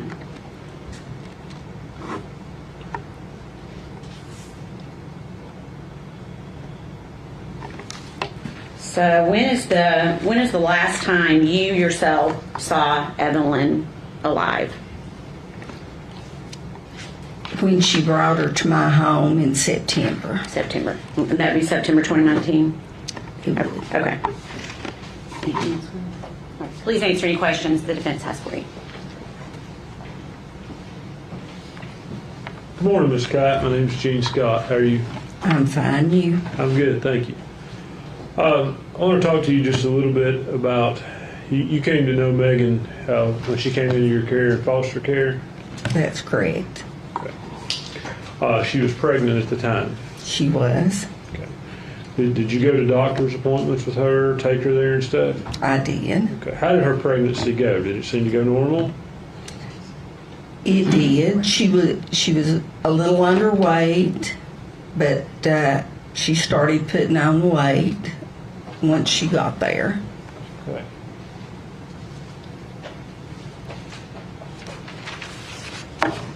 You said Megan was underweight when she came to live with you? She was 7 months pregnant, and you couldn't even tell she was pregnant. Goodness. Were you present for any medical procedures she received while she was pregnant? No, I would take her, but I would stay out in the lobby. Do you know if she had any medical issues while she was pregnant? No. You don't know? Or? I don't know. Okay. Had you been told she had intrauterine growth restriction? If we're object to hearsay. Probably is. It probably is, he admits. So you didn't witness any procedures?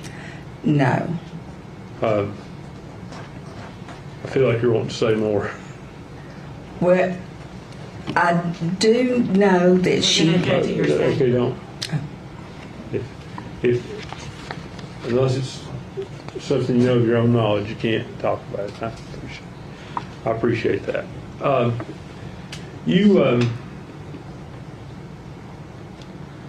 How did she act while she was pregnant? Did she take an interest in being healthy and having a healthy baby? She did.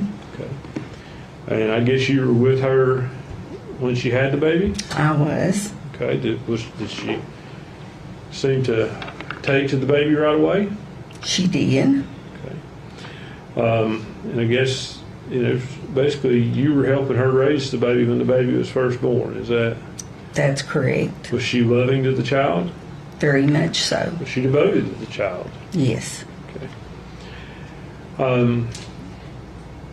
Did you ever see any issues of her neglecting or abusing the child? Never. After she went back to her, I guess she turned 18, would have aged out of foster care? Is that? She was getting ready to turn 18, but she had got her diploma, so they were letting her start trial visits, and then the trial visits led to her being going back to her father's home. Okay. And how did Megan seem to take that going back? She was fine with it. Okay. Did you keep in touch with her? We did. Okay.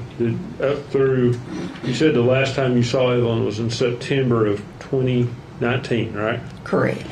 So up until that time, did you ever see any signs of abuse, neglect, or anything but a loving mother? No.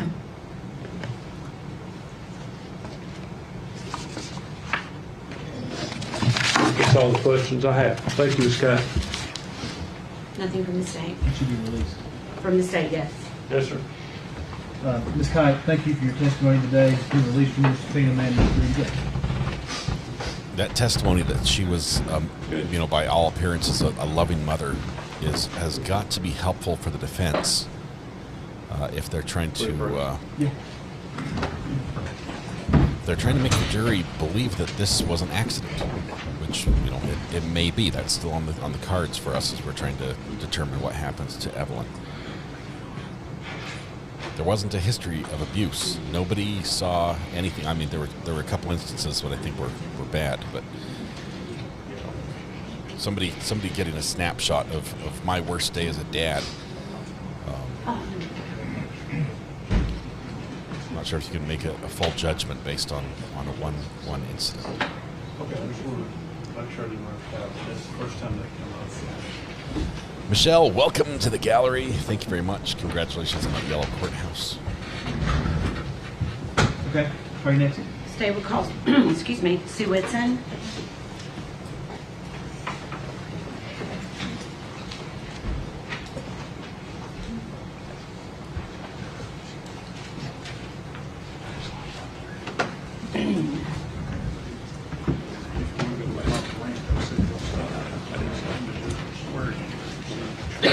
Steph, I'm not saying that part's the accident.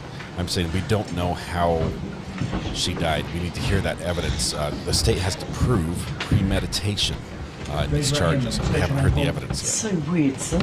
You solemnly swear or affirm the testimony you're about to give will be the truth, the whole truth, and nothing but the truth. Yes, I do. I need you to speak up. MGT, I think you're right. I think that's pretty much off the table now.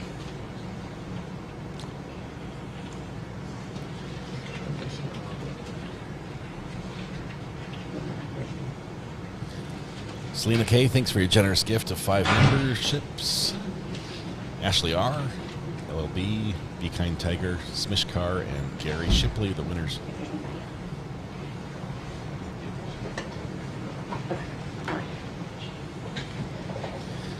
Detox, I think you're right. That's the one that'll be very eye-opening. Okay. Your name is Sue Whitson? Yes. And is your last name spelled W-H-I-T-S-O-N?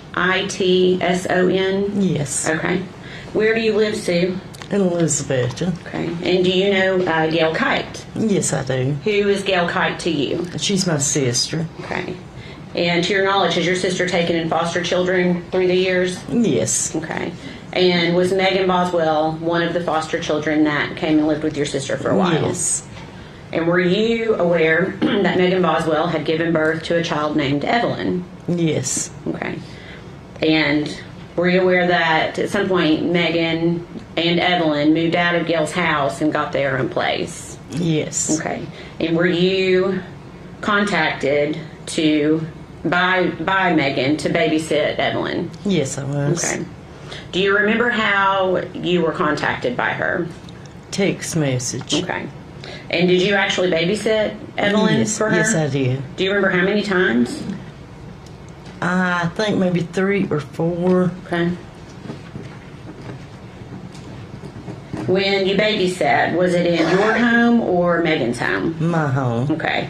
So she would bring Evelyn to you in Elizabethton? Yes. Okay.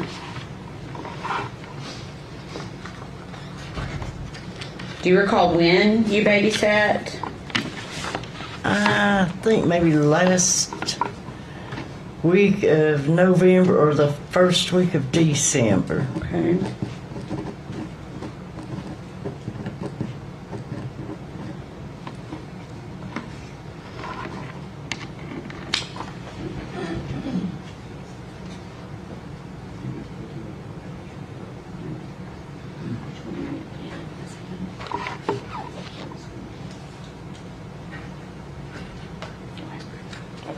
I'm going to pass you a document.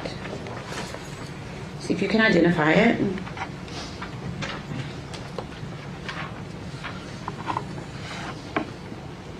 That's Evelyn. That's Evelyn? And is that a photograph that you took? Yes, it is. Okay.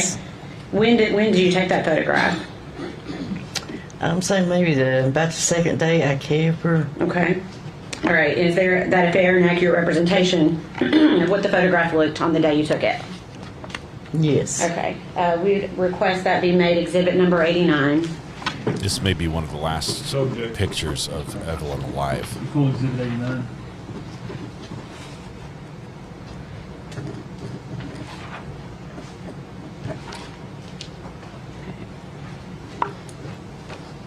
And permission to publish, Your Honor. Go ahead.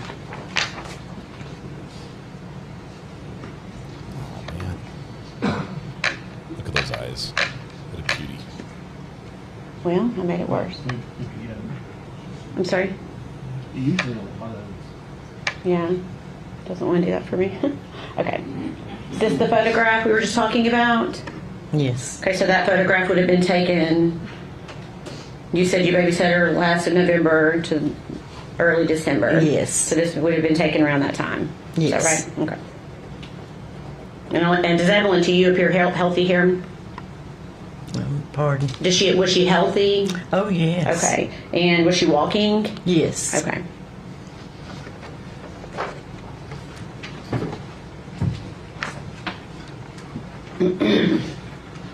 Do you remember the last day that you babysat Evelyn? Pretty much. Okay. Do you remember what time Megan picked Evelyn up that day? It was late that night, say maybe 10:30. Okay. And you may not recall, but do you recall the date? I'm not sure. Okay. Did Megan indicate that she needed you to babysit again after that day? No, she said that she wouldn't need me no more. Okay. And did she tell you that when she picked Evelyn up, or did she tell you that later? She told me later. Okay. So when she picked her up, did you think you were going to be babysitting again? Yes. Okay. When did you learn you wouldn't be? Maybe a couple days later, she got to where she wasn't bringing her. She just wasn't bringing her? No. Okay.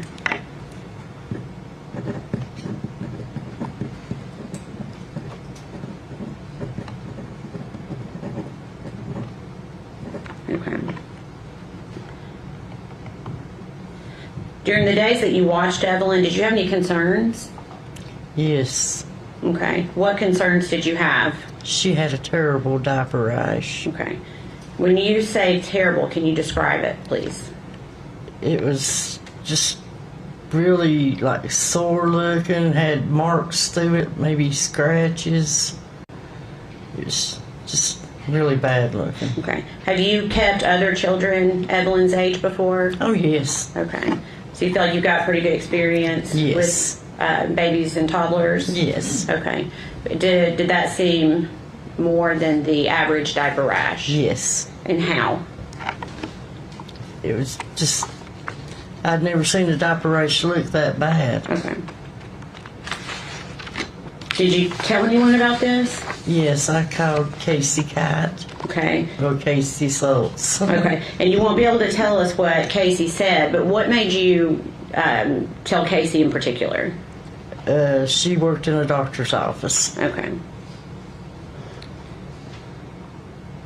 Okay. When, for the days that you babysat Evelyn, was she clean and when Megan would drop her off? No. Okay. Can you tell us what Evelyn was like when she would be dropped off by Megan? She was dirty. She smelled like urine. I would give her a bath and clean her up. Okay. And was that every time that you babysat was like Yes. that? Okay. What about her clothing? Was her clothing clean? No, it was dirty. Okay. What about her face? Was her face clean? No, it was dirty. Okay.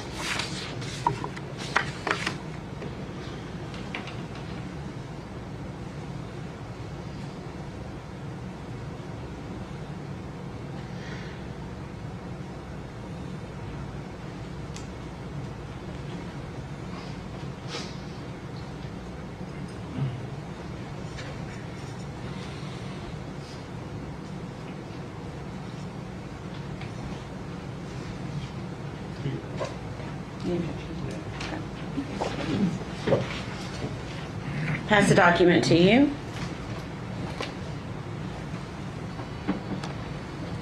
Take a moment to look at it, see if you recognize it. Yes. Okay, what is it? Text between me and Megan. Okay, what's the date of that? December the 21st. 2019? Yes. Okay. Is that a fair and accurate representation of the conversation between you and Megan on that date? Yes. We'd ask that be made exhibit number 90. Any objection? No, sir. Full exhibit 90.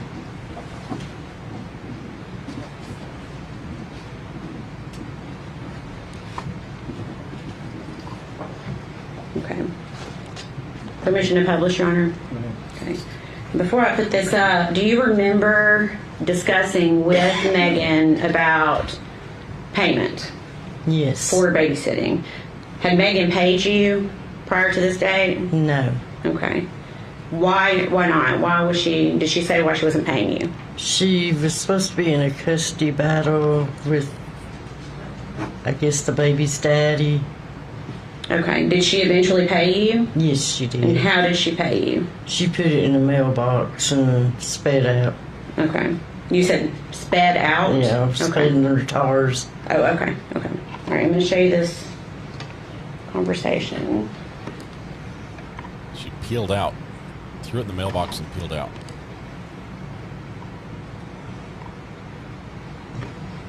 Yes. It indicates she didn't want to stick around and talk at all.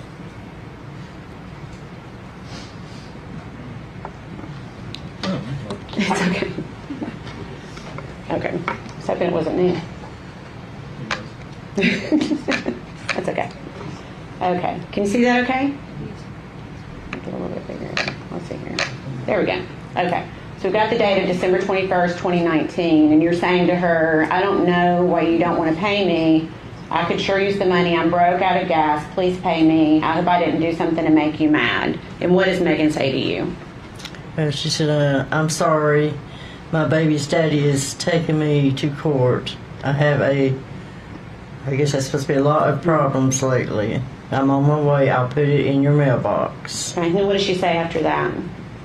Sorry, I've been crying, or I would have stopped and talked. I'm sorry. It took me so long.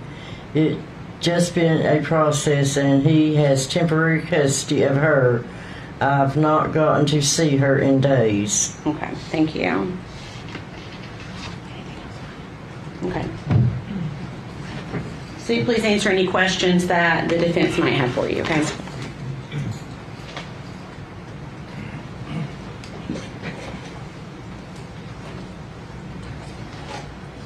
Good morning. My name is Gene Scott. How are you? How well did you know Megan? Not well at all. Okay. Did you ever interact with her when she was at your sister's home and as part of foster care? No. So how many times did you meet her? Maybe 3. Okay. And the picture you took, you said was the last time you kept Evelyn? Yes. When was that? I realize you may not have the exact date, but in December, I think. Okay. Fair to say it was after Thanksgiving? Yes. Okay. Do you remember the day of the week it was? I'm not sure. Okay. And there was some talk, testimony you said Megan later after that had told you that she wouldn't need you anymore. Is that right? Yes. Do you know, was that a week, 2 weeks, 3 weeks? I'm saying maybe 2 weeks. Was it up around the time she paid you? Yes. She ultimately paid you, I think, for that babysitting in December? Yes. Was it around the 22nd, maybe? Does that ring a bell? I'm thinking it was maybe the last week. But close to Christmas? I mean, first week of December. That's when you said that... Okay. Oh, that's what I was supposed to. Yeah, I'm not quite sure. Not trying to confuse you, but your testimony was that you last watched her sometime in December. Yes. Okay. And then we've seen your text messages here. I think they were. Can I withdraw the last exhibit, please?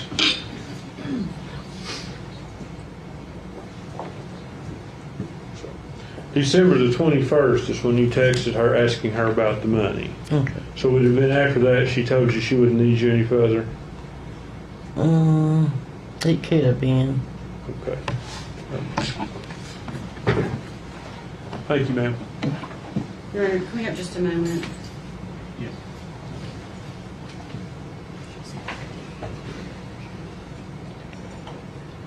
The problem with it being so long ago, dates are hard to remember. It could have been, they're just trying to see if there's a way they could reinforce the time period for this witness with her knowledge.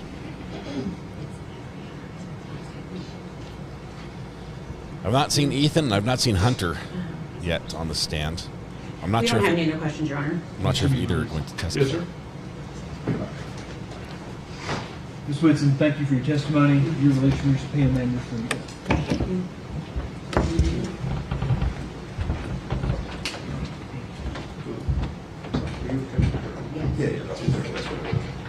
We're going to take about 15 minutes.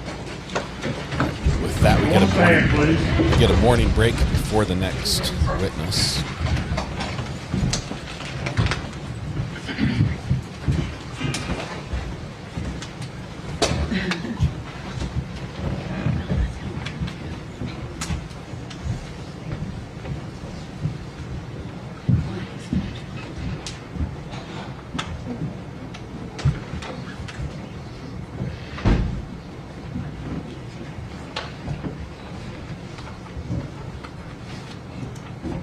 You may be seated. Thank you.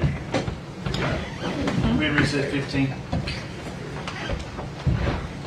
Court stands in recess.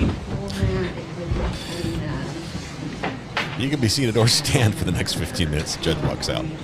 It's done. All right, we're gonna keep an eye on that break. Couple witnesses this morning.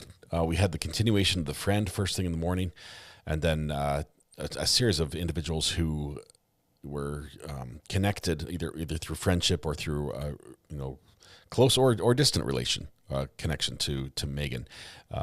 We've got two friends. One was just on cross, but the other one was just a friend through college, where the friendship ended when Megan lost or misplaced or no longer had her phone, and they just never talked again. It seems like a strange way to end a friendship, just because you, I guess, lost the phone number. But that friend had some important testimony that on her last day of exams, which would have been first or second week in December, Megan went out to help her celebrate the end of exams. She was finished with college, at least for the semester, and they went to Chili's. And she says that Evelyn was there, but she was very dirty, and she could smell how dirty Evelyn was, and that it's enough that it was wrong. It was more than just, a kid's been, playing, hasn't had the time to wash their face. But we're getting more evidence of that from a couple people, including from the babysitter, who was her foster mom's sister. I think her name was Sue. She also testified that several times when Evelyn was dropped off at her house by Megan, Evelyn was always dirty, always needed a bath, always needed a diaper change, always needed clean clothes. And that was like the first thing they did every time Evelyn was dropped off. So we're seeing signs of the neglect and abuse that could go towards the elements of the charges that the state has prosecuted. Is prosecuting here. Short Life Creations member for 5 months. Thank you. Says been here for longer than 5, but can't wait to continue the journey. These cases are hard but worth it. Thanks, RA, and everyone for the insight. Thank you. I appreciate we've got people here in chat who are very familiar with and the area and can tell us that, yes, that's actually our court reporter. Thank you. I appreciate you being here and answering questions, helping to straighten things out as we are trying to understand all the intricacies of a very complicated case. With a lot of different people involved. They are on break already. This is their first morning break. The next break should be lunch. See, I believe you called out Macon, Georgia last night and the Cherry Blossom Festival last night. I go to it every year because that's where my sister-in-law is from. Yes. Might have to. It was in our funny stories. We called out Macon, Georgia. I think, is that where the kazoo world record is attempted? They're going to attempt to break that record this year. Oh, what a tangled web we weave when we practice to deceive. Wasn't that line quoted in Murdaugh's trial? Or misquoted in Murdaugh's trial? I'm not sure. Cindy says, as a trial addict for many years, I would have spent the last 5 years making sure every interaction I had with her was detailed with documented in detailed notes. Melissa says, is this courthouse in Blountville or Kingsport? Trying to decide if I want to drive down tomorrow. I don't know that answer. If somebody can tell me. Obviously, both are fairly near each other. If somebody who's familiar with that could let us know.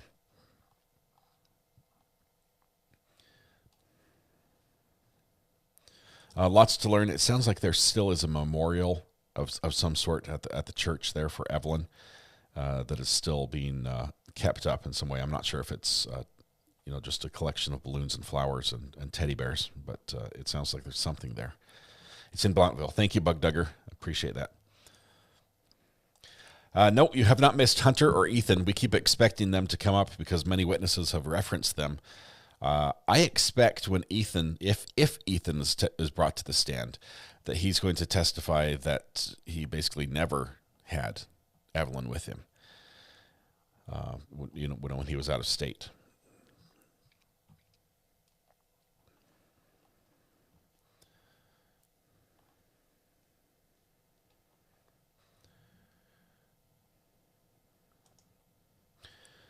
Camilla says, you gained immense points with my 17-year-old yesterday with your sad piano music over the traffic court video I showed to my family over dinner. Camilla, that was our palate cleanser. It was an interesting little case where I would assume a seasoned, licensed attorney was trying to fight her own traffic ticket in court and misunderstood the law a little bit and was very upset. Tried to use the waterworks, the tears for help, but it didn't work. I wonder if Hunter even knew about Evelyn. I was thinking about Shore Life Creations because we heard that Hunter and Evelyn showed up at the church at the play or something like that. And it was her foster mom that asked about Evelyn. And you would assume that Hunter and Megan were together when that happened. So Hunter had to be there and hear about people saying, hey, where's your baby? So there had to be some sort of, awareness there at some point. I'd be very surprised if he was just, out of the blue. He's like, "What? You had a kid?" I don't think that's going to be the case. I think Hunter was probably lied to as well.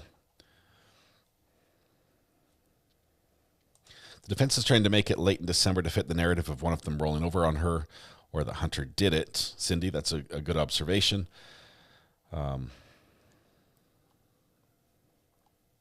We've got testimony from Megan through the interview she did at TBI that Hunter only stayed at her house one night. I'll have to go back and see the dates on that.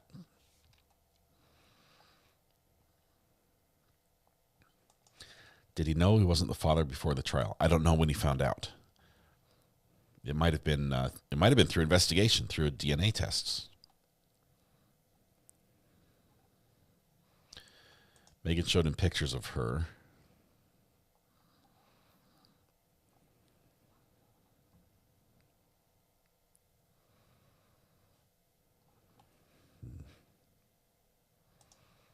Megan lied. Hunter never met Evelyn. I think that's consistent with what Hunter has told I think police and the media when this was big in the news.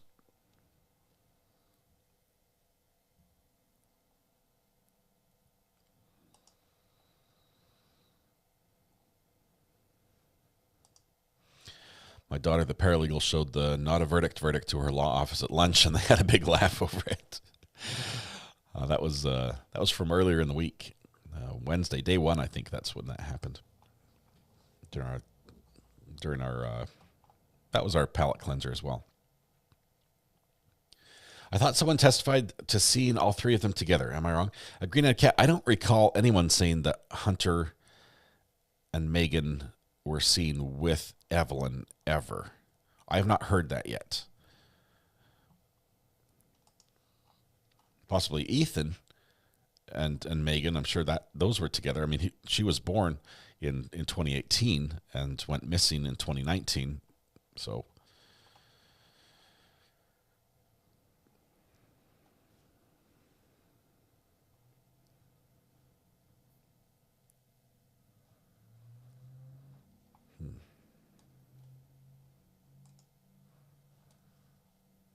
If they met, surely Megan would have taken photos of the three of them.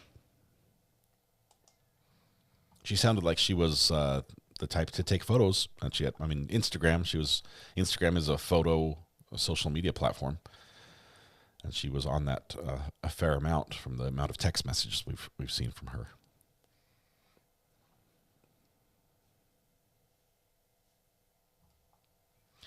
I'll just.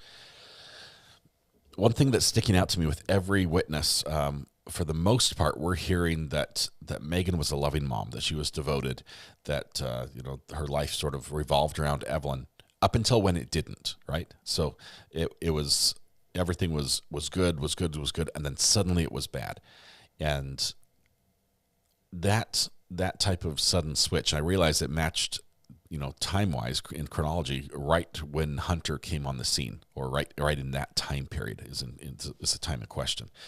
But with everybody, friends, even people who are testifying against her, are saying that she was great, that there was no cause for concern other than a couple things which happen. Kids can be dirty day after day after day. No, there's a problem there, but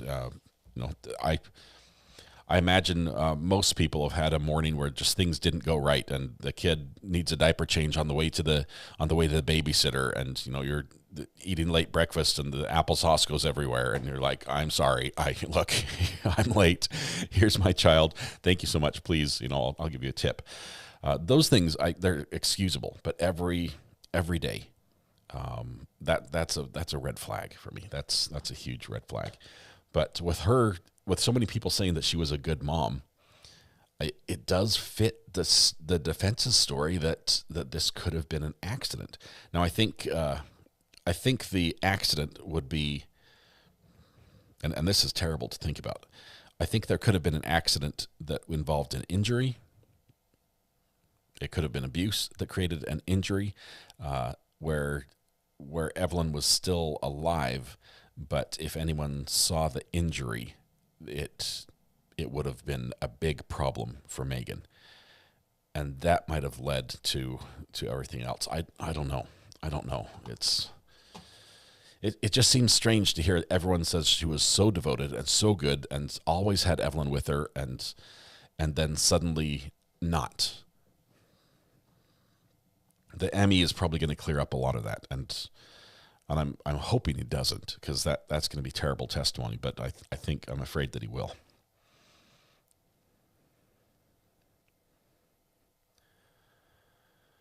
The Emmy, Ethan, and Hunter, they'll be very, very insightful. Katie Bug, if I always try to look at it from a different perspective and see if, first of all, I agree with you. If there's an accident, you call for help, right? You call police. Let me bring back the feed here so we can make sure nothing happens. There we go. But what if she was doing something wrong at the time? What if she was, I don't know, I'm throwing this out there. I have zero evidence to support it, but hypothetically, what if she was on drugs, was high, was drunk, and an accident occurred during that time? I'm talking a true accident. There could be definitely an understanding of why somebody would not want to call the police right then, because, hey, I'll get in trouble for this other thing if I call the police. And I don't know. I'm trying to find a scenario in my head that isn't as terrible as what I'm afraid is actually going to develop and come out in court. I just don't want that to be I don't want that to be true.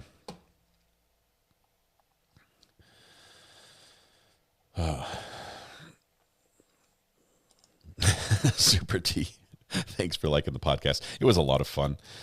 I was jazzed that Court TV was there watching us on the podcast. That was cool to see them. I've seen them on some of our friends' channels. Ian Runkle, Rob, Law and Lumber, the like. It's fun to have them with us. So that was really neat. Thanks for giving them a warm welcome. Sloth Life says, in my opinion, if a genuine accident, I think her behavior would have been different, and definitely not giving various interviews to media, smiling and laughing. I have no explanation for that. Why this just, unless it was just one little lie that led to a bigger lie and a bigger lie, and she just couldn't dig her way out of it. But she had to have been, in my mind, you would have to be a liar from the get-go. That has to be like not in your DNA. You've got to sort of train yourself to be a liar. Suddenly becoming a pathological liar doesn't seem rational in my book for this case. So maybe she did tell a lot of lies, and it was easier to tell a lie. And I mean, some people lie when the truth would do, and the lie doesn't isn't needed. I don't know. There's no excuse. I know the defense has already sort of waved the white flag on some of the later crimes that were charged after the death. I think she should have pled guilty to some of those. I don't like the rationale they presented in their opening statement as to why she pled not guilty.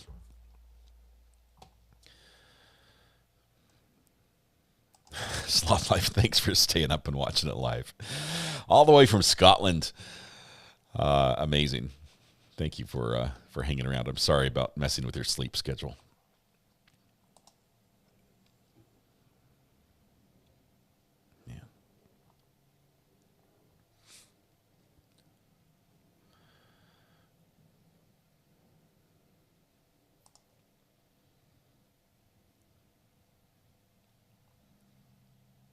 Yeah, Green-Eyed Cat, great point. Great point there.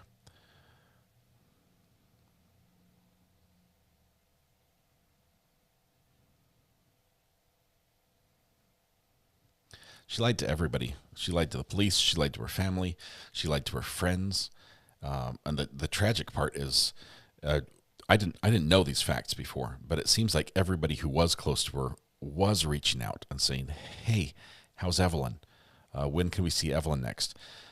There were people everywhere, even the babysitter and her foster mom, who no longer has to take care of her. She's back out on her own doing her thing, or with her dad or whatever. Is asking up. Her friends, who's pregnant or having her own baby, is asking and inquiring, "Where's Evelyn? When can I see her?" There were so many people who were willing to help, even if it would be a challenge, even if it was not convenient. Many of those people, say like her foster mom, who had broken ribs at the time, couldn't babysit, but if she knew there was a problem, in a heartbeat she would have taken and at least calling DCS and gotten the baby help. And instead, here we are with everybody who wanted to or had a connection with Evelyn, heartbroken over the loss, and it's frustrating because it didn't have to be this way.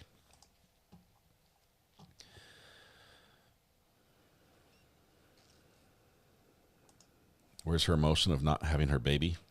It sure didn't show up in the interview with TBI or the interview with DCS.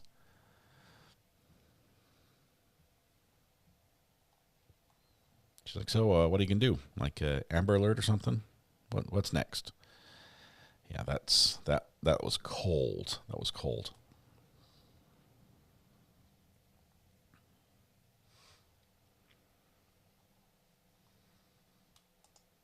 Yeah, there was support. I'm not saying that her support system was perfect and that there weren't challenges in life, but she had a lot of support.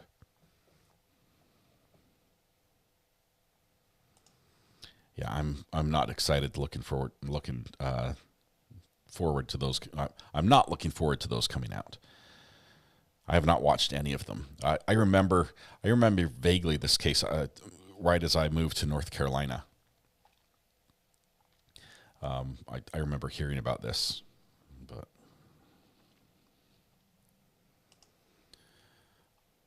I'm on the other side of the state from the, I'm on the east, not on the west. I need a vacation after having my 4-year-old niece for the weekend, but wouldn't have it any other way. I'm a proud great auntie. That is awesome. Woman 406, enjoy your vacation, but what a wonderful weekend.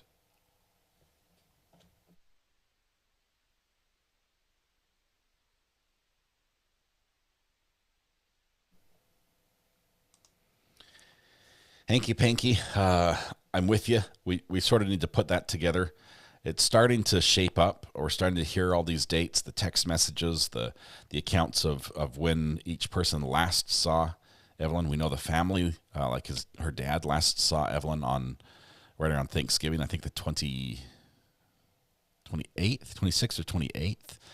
A couple other people saw her, they're saying early or possibly as late as mid-December, the second week of December.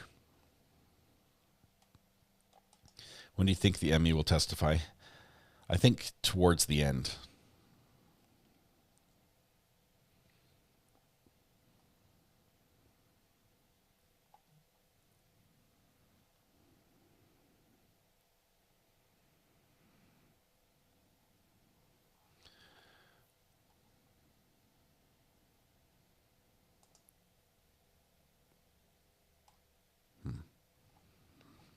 It's interesting to say my name, but Megan did have, I would say, a history of relationships that ended. Look at that. Amanda H. just gifted 5 memberships, and Hanky Panky Cannon on Hill, Donna E., Darlene, and Harmony Desrochas all gifted memberships. Speaking of Megan, there she is, coming back in. Good morning, Kurt. How you doing? Welcome. Say howdy to Uncivil Law, one of our pillars of LawTube. Good to have you here.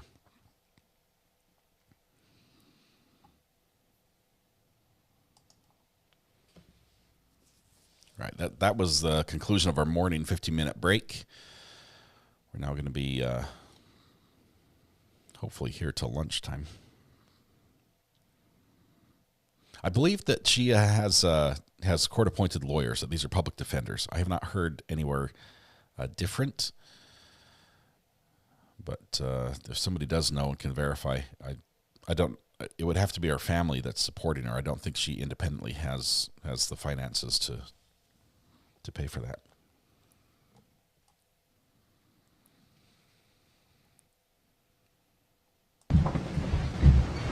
Whoa. I would immediately look at who was on the docket today, who was about to be convicted today. That would be my first people to look at. You may be seated. Thank you.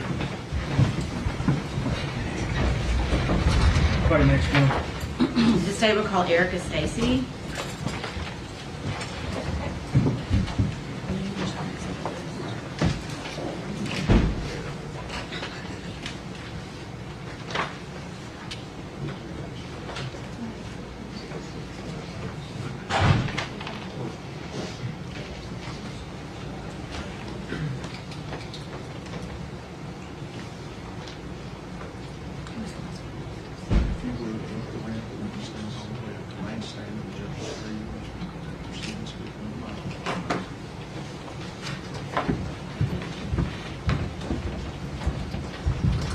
Raise your right hand, ma'am. You solemnly state your name, sir. Erica Stacy. You solemnly swear or affirm the testimony you're about to give will be the truth, the whole truth, and nothing but the truth. I do. Absolutely. Speak up and speak in your mind. Okay.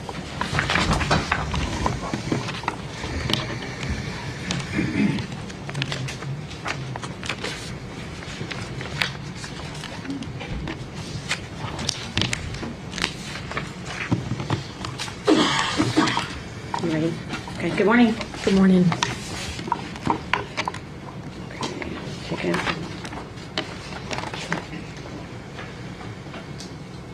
Okay. And your name is spelled E-R-I-C-A? Yes, ma'am. S-T-A-C-Y, is that correct? Yes, ma'am.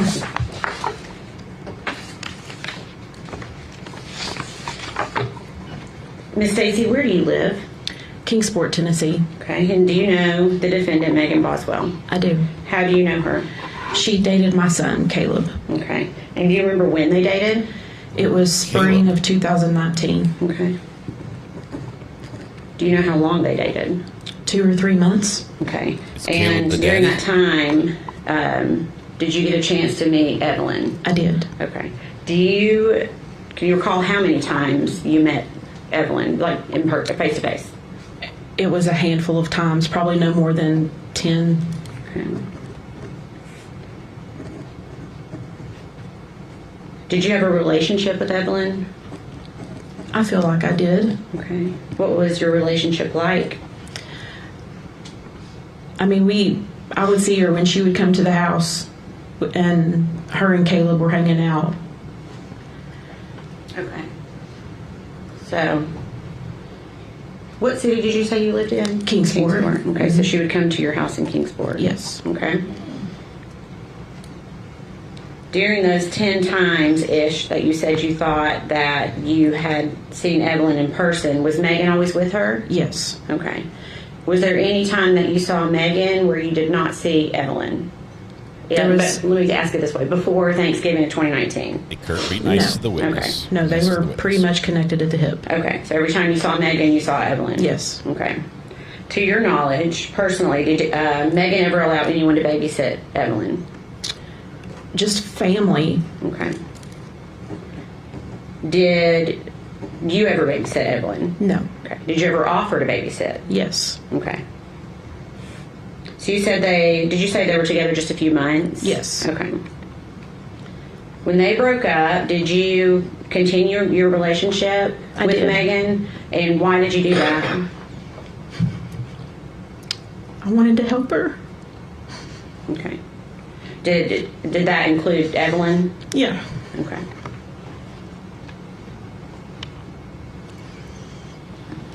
We've seen the same story with the mom helping after the son breaks up with the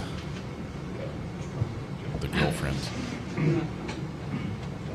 up in Judge Simpson's court. Okay. Why? Okay.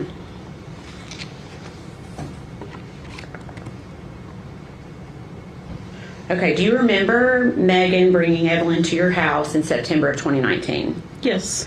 And do you remember why they came by that day? I was putting decals on Maggie's car. Okay. And just so the jury understands, you occasionally make things on like a machine? Yes, on a Cricut. Okay. So you made Not a sponsor. like vinyl stickers? It was like a Chevy decal. We were covering her Chevy emblems. Okay. And was Evelyn with her that day? Yes, that was the deal, that I wouldn't charge her for the decals if she brought Evie with her. Okay. And so you just said Evie. Is that what you would call That's what we called Evelyn? her, yeah. Okay. And did you ever see Evelyn again after that date? Not that I remember. Okay. September 29th.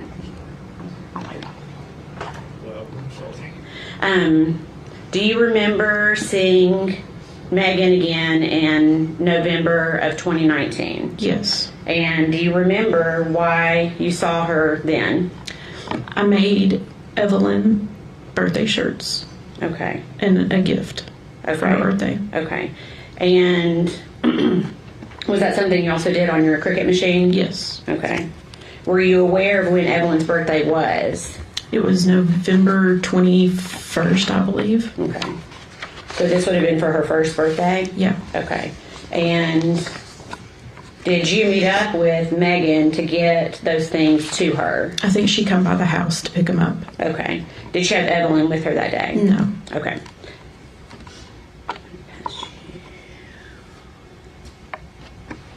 I'm going to go ahead and pass. Okay. Can we approach?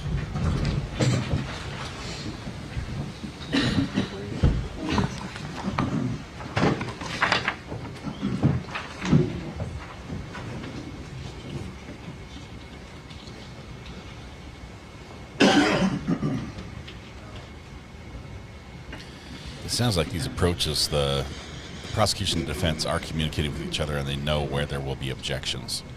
So instead of presenting it and having the objection read out in court, they're sort of sorting it out amicably with the judge at Sidebar. Sandy just gifted 5 memberships. Thank you very much, Sandy. Very generous of you. Who's she the mom of? Taylor, this is Erica Stacy's the witness right now. Erica is the mother to Caleb. Caleb was the boyfriend of Megan in the spring of 2019, and that's after Evelyn was born. So it stands to reason that he's probably not the dad, but this would be before Hunter and after Ethan, or during Ethan. I don't know where the line is there.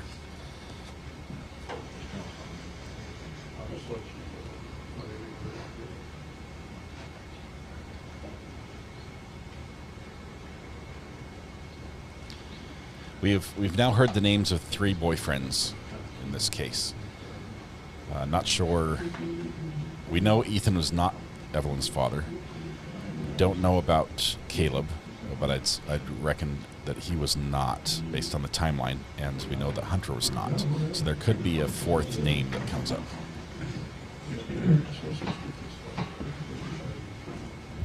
Christy Silo, welcome. You click the subscribe button. That's basically like admitting you're a true crime addict. Welcome to the group. You can never leave now. You're among friends.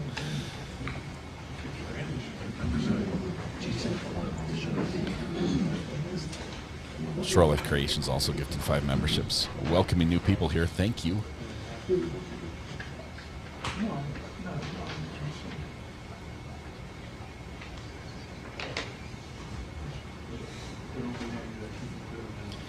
Red Pen, I'm pretty sure Ethan was in that time period, but it might not have been exclusive. I don't know how to say that. Ethan was not the dad, yet she told him that he was, and simple math could show you whether or not that was even a possibility. So I reckon because she was telling everyone, and Ethan, everyone believed Ethan was the dad, it was a possibility that Ethan was.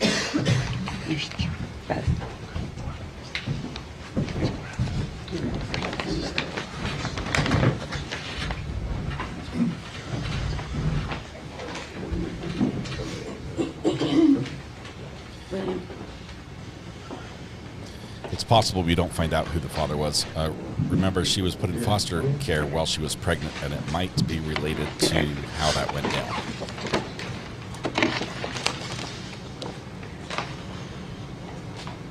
Are there gloves up there, Miss Stacy? Yes. Okay, if you don't mind, grab a pair of gloves.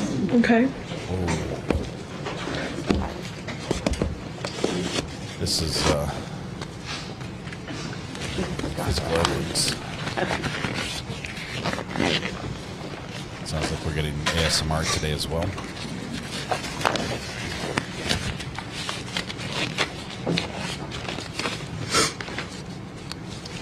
Okay. I'm going to pass up what has been labeled as piece of evidence that was okay in evidence with Sullivan County, okay? Okay. And the reason you need to wear the gloves is essentially to, well, there may be something. Will the scissors work okay? Just be very careful when you cut the top of the package. Just cut it across straight. If you can't, like, cut it across right up here? Yes.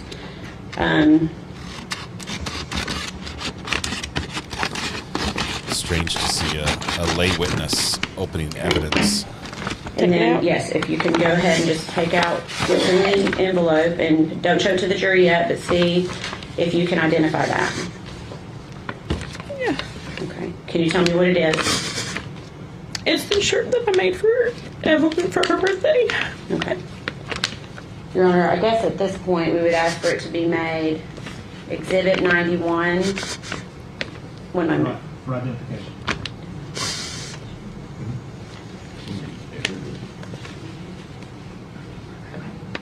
For identification only.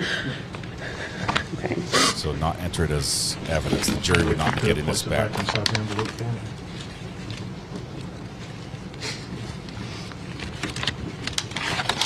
This would not go back to the deliberation room with the jury.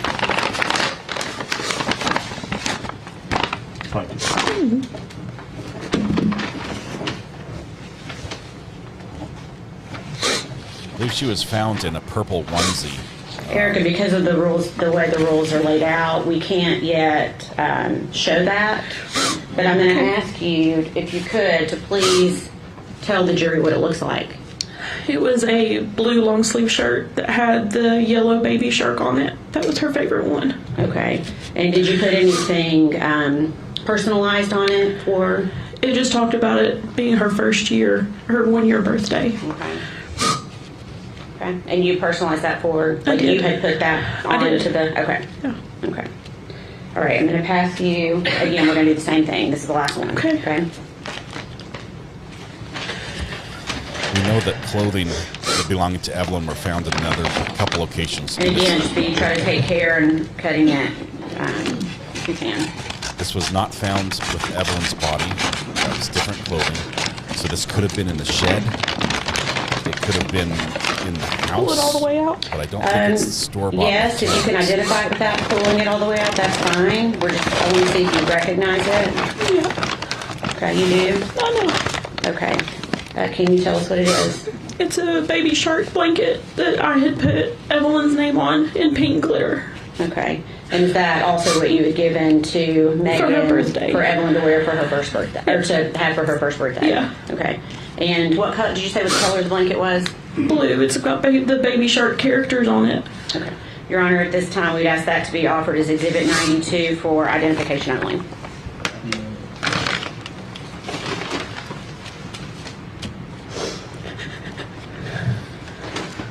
This is Caleb's mom. Caleb was the boyfriend. So those two items are those the two items that you gave to Megan before Evelyn's first birthday? Yes. And what was the purpose of those items? The shirt was to be worn for her birthday party that I was told was being planned. Okay. And then the blanket was a gift. The blanket was a gift. Okay, gotcha. Okay.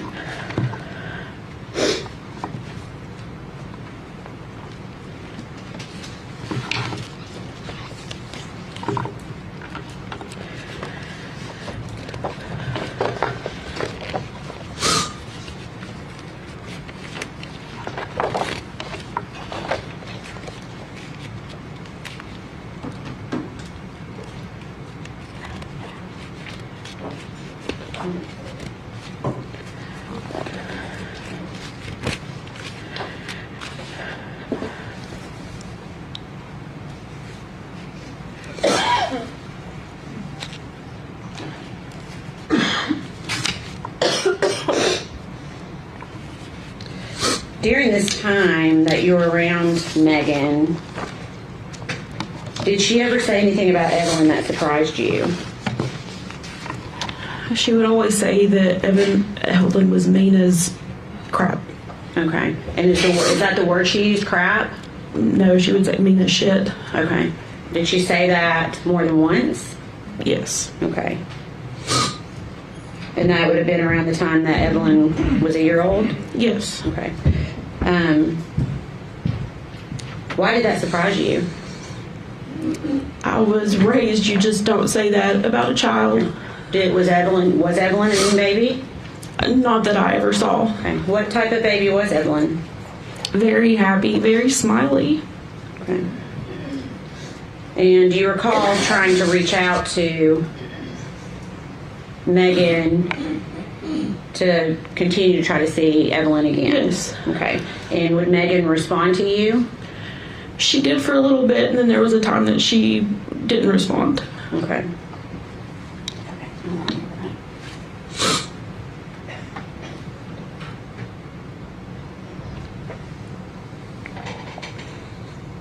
Did you buy Christmas gifts for Evelyn? I did. I bought gifts for Maggie and Evelyn. Okay. And did you reach out to? I did. Okay. And did she acknowledge when you reached out? She did. She was supposed to come by our house on the 24th. Okay. And did she come by? She did not. Okay. Did you see Megan again after Christmas? I saw her in January. Okay, so January of 2020? Yes. Okay, where did you see her? Her and Hunter came to my church twice. Okay, and who was Hunter? Hunter was her boyfriend at the time. Okay, so she came to your church twice. Were both of those times in January? Yes. Okay. Did she have Evelyn with her either of those times? No. Did you find it strange that Evelyn was not with her? Yes. Why? Because anytime I saw Maggie, for the most part, Evie was on her hip. Okay. Did you ask Megan where Evelyn was each time you saw her in January? Yes. And what did she tell you? She told me she was with her father. Okay. And did you know what his name was? Ethan. Okay.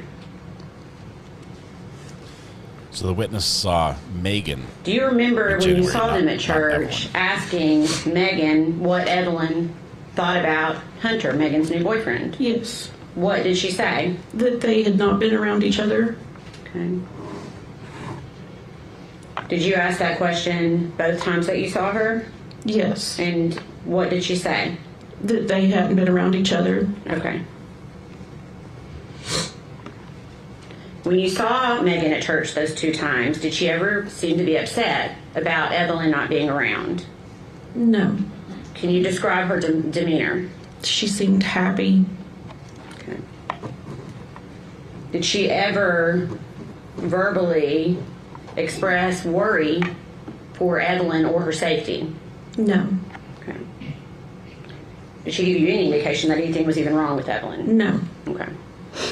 At some point, did you learn that Evelyn had been reported as a missing child? Well, yes. They detectives just showed up at our house. Okay. Wanting to know where I was, and I was on my way to Knoxville taking my daughter to an appointment. Okay. That's how And she is that found how out. you learned that Evelyn was missing? Okay. Mm-hmm. So not from Megan? No. Okay. So during the time that Evelyn's missing, did you see Megan Boswell again? I did. Okay. And do you remember where you saw her? I picked her up at the Walmart in Bristol. Okay. Do you remember what month that was? I do not. Okay. I want to say February, maybe. Okay. And why were you picking her up at Walmart in Bristol? She said she didn't have anywhere to go. Okay.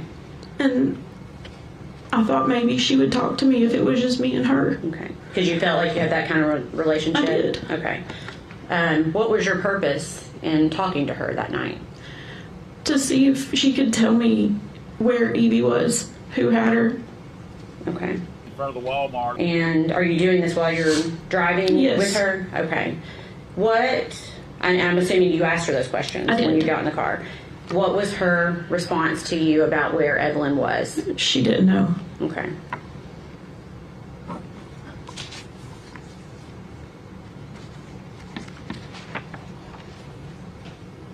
Did she ever tell you, did she mention Ethan? Because she told you about Ethan before. Did she mention Ethan that day?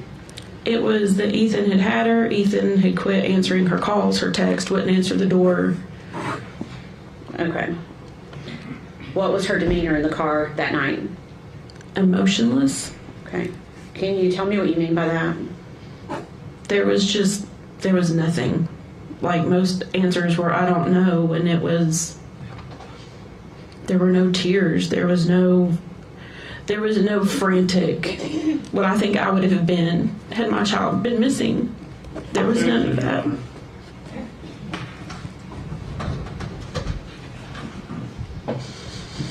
If past objections on this same line of questioning are any indicator, this will be sustained, and then they'll be able to ask the question differently to get the same answer back out.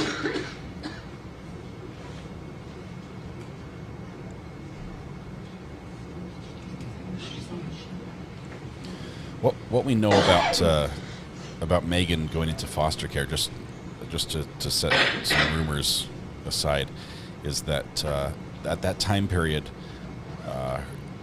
she was skipping school or missing school, and in many states, the parents can sort of be held accountable, and the state can take custody of the child if they don't appear in school. That's I think that's the only reason we've heard as to why she went into custody. We know she was pregnant at the time, but I don't know anything beyond that.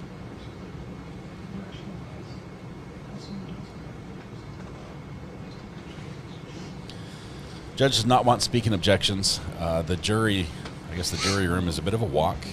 Bringing them in and out takes some time.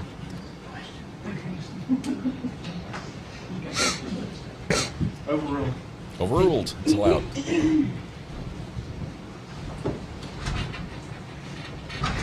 Just to clarify, this is after Evelyn had already been reported missing. Is that Yes. right? Okay. Yes.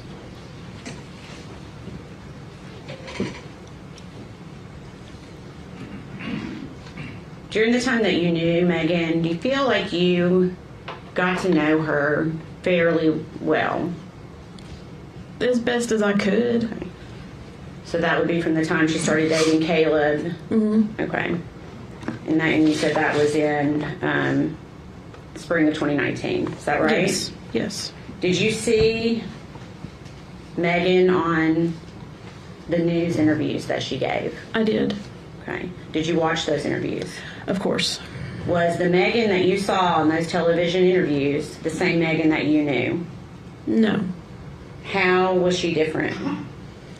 It almost seemed rehearsed, practiced. She just. Okay. I don't know how to describe that. Okay. Okay. We can stop with that. It's almost an objection. Yep.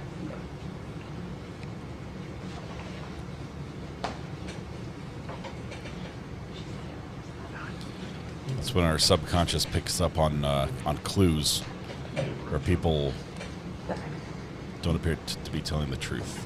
No, your approach, Your Honor.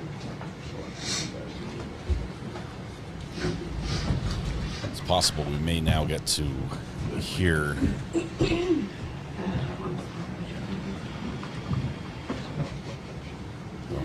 would this be the witness you start bringing in those interviews or those media reports in? Who would be a better witness to bring those in? The police?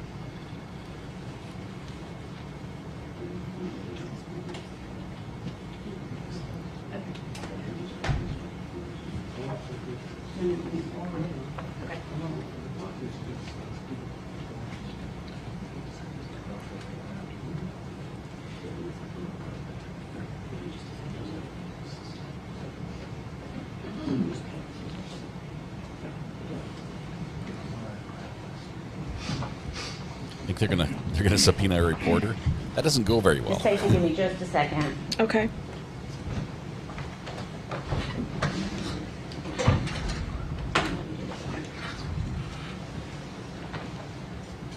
They might. I don't like seeing reporters called to the stand, and maybe that's because I went to school, got a degree in communications for media, but I realize anyone can be subpoenaed. But I mean, not getting into the Karen Reed story, but I think there should be an area where reporters should not be forced to divulge sources and things like that. In this case, somebody on camera giving an interview, recounting what Megan said to them, I'm fine with that.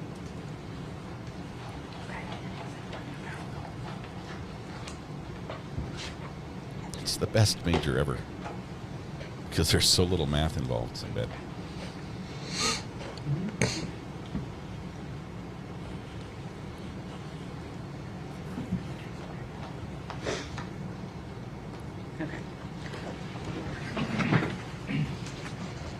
I'm going to pass you 2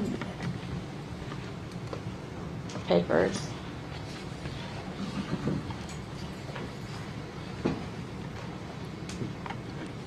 And ask if you recognize them.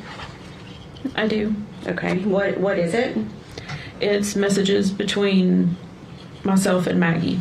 Okay. For what date? January 8th, 2020. Okay. Is that a fair and accurate representation of your conversation with her on that date? Yes. Okay. Your Honor, we'd ask that be made exhibit number 93. Any objection? No, sir. be cool exhibit.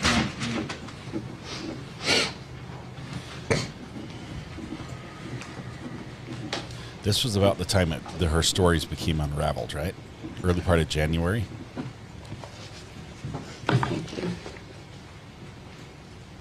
She started having to get Permission to more publish? elaborate lies.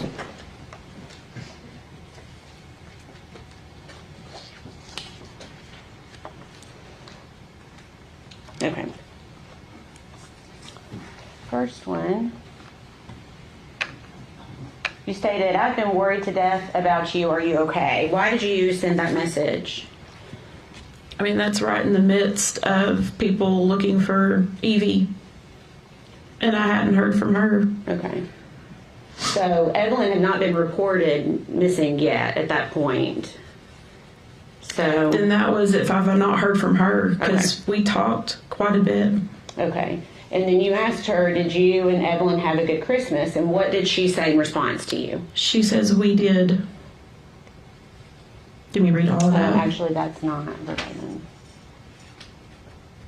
One moment, Your Honor. This is not.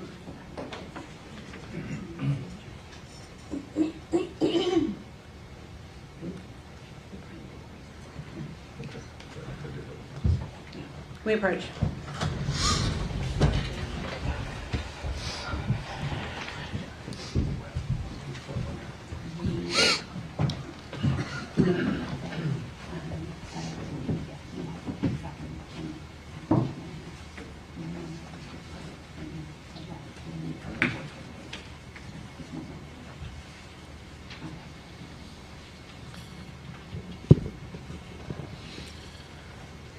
Looks like this witness actually has a business doing a lot of these craft creations.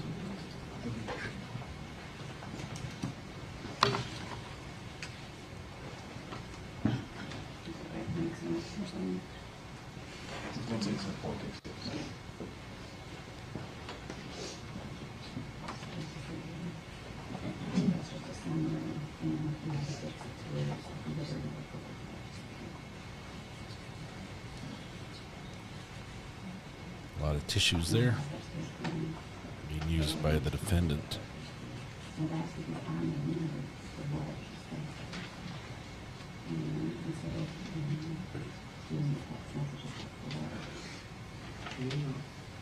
All these text messages are printed out soon as it's time or something else. You printed it from instructions. So these are all been typed out. Talking about the text messages and if they've been typed out or if they're an actual screenshot.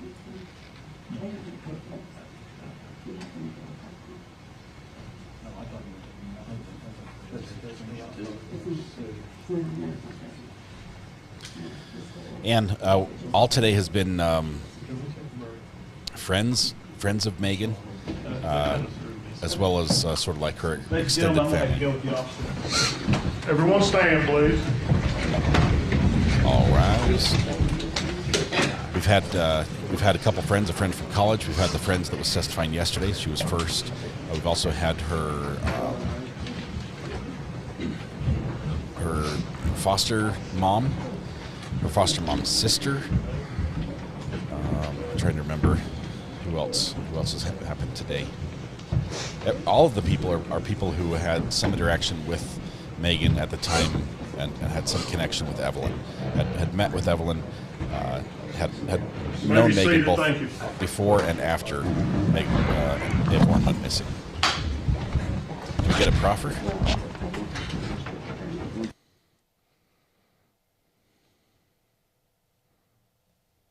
Okay, come on. Do we get a proffer?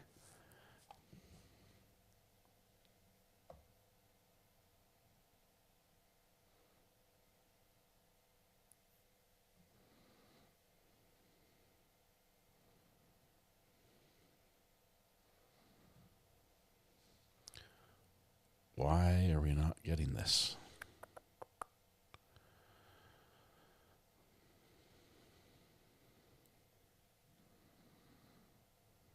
Judge calls break, gets up and walks away. This was an unscheduled break where it's not lunchtime yet. The jury has not been excused for lunch. We heard just the little we did hear about the objection had to do with the text messages and how they possibly were retyped instead of being a screenshot. So it might be a break for the state to change the format of the text messages that would be between Megan and this witness, who was the mother of Megan's former boyfriend, Caleb.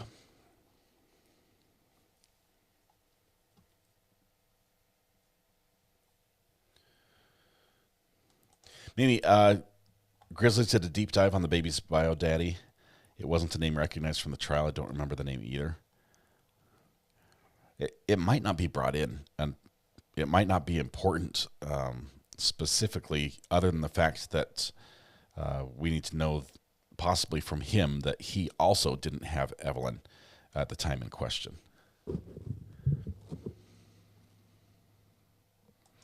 The exhibit wasn't supposed to be the one shown because it was typed, not an actual screenshot. I think that's what we're hearing.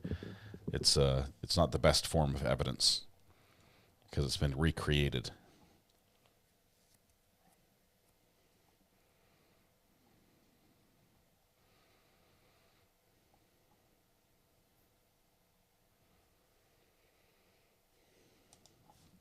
Grizzly 2 Crime does an incredible job on deep dives, the background, and she is what she's done in this case has been phenomenal as well. Highly recommend it. Probably letting the state fix it. They probably have it in a different format. Just have to prepare it, so we've just got to break probably 10, 15 minutes. What? You can fake text? Says Jay Thomas. Yes, I think you can.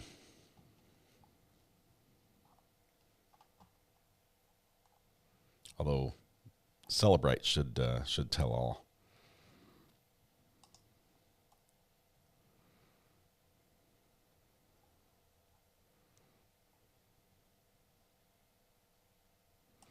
What if the dad didn't even know she was his until this trial?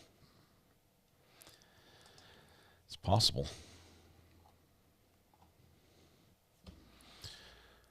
Still some shuffling around in the courtroom as they get the evidence ready. I think this witness's business is Sassy Creations. That's what she calls herself on her phone. That's her name, was Sassy Creations. There is a Sassy Creations with Erica out of Tennessee. Oh, this one's out of New York. Let me see if I find another one.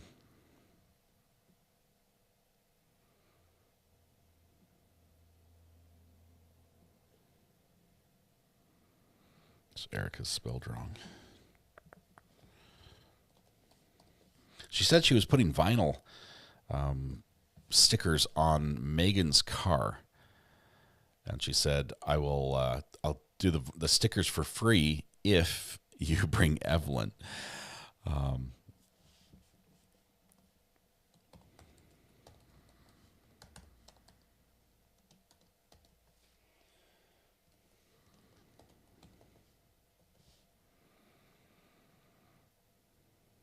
see, now I'm not finding. She might not have a business anymore.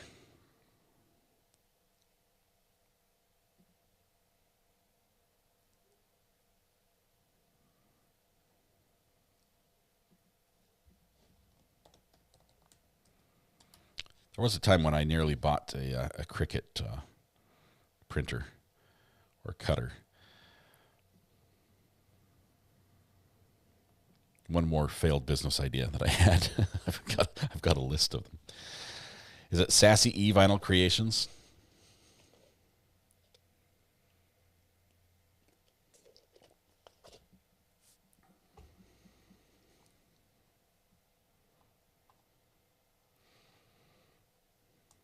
She put the initials on Maggie's back windshield.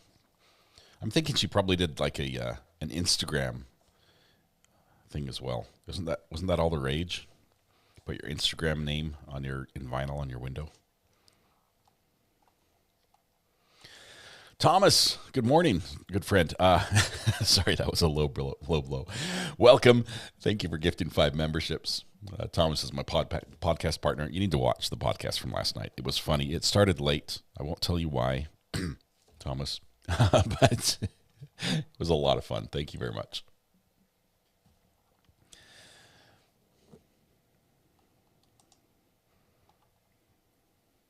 There's a lot of heartache here in this case. So many good people who reached out and tried to help or would have helped if they knew something was wrong.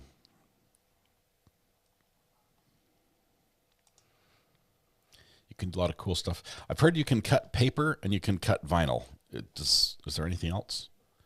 I looked at a Cricut first, and then I got like googly-eyed when I saw a laser cutter, like a laser printer.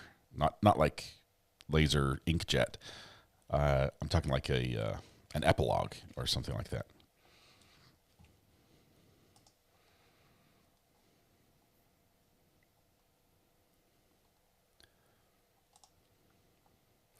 Dusty, welcome. Thanks for checking in. If there's anything that comes up in chat that you can clarify for us, if we get wrong, us not being familiar with the area, please do share. Hey, look who's calling. Hang on one second. Got a phone call here. Let's bring Thomas on. Hey, Thomas, how's it going? Hey. Were your ears burning? Is that what happened? No, I gifted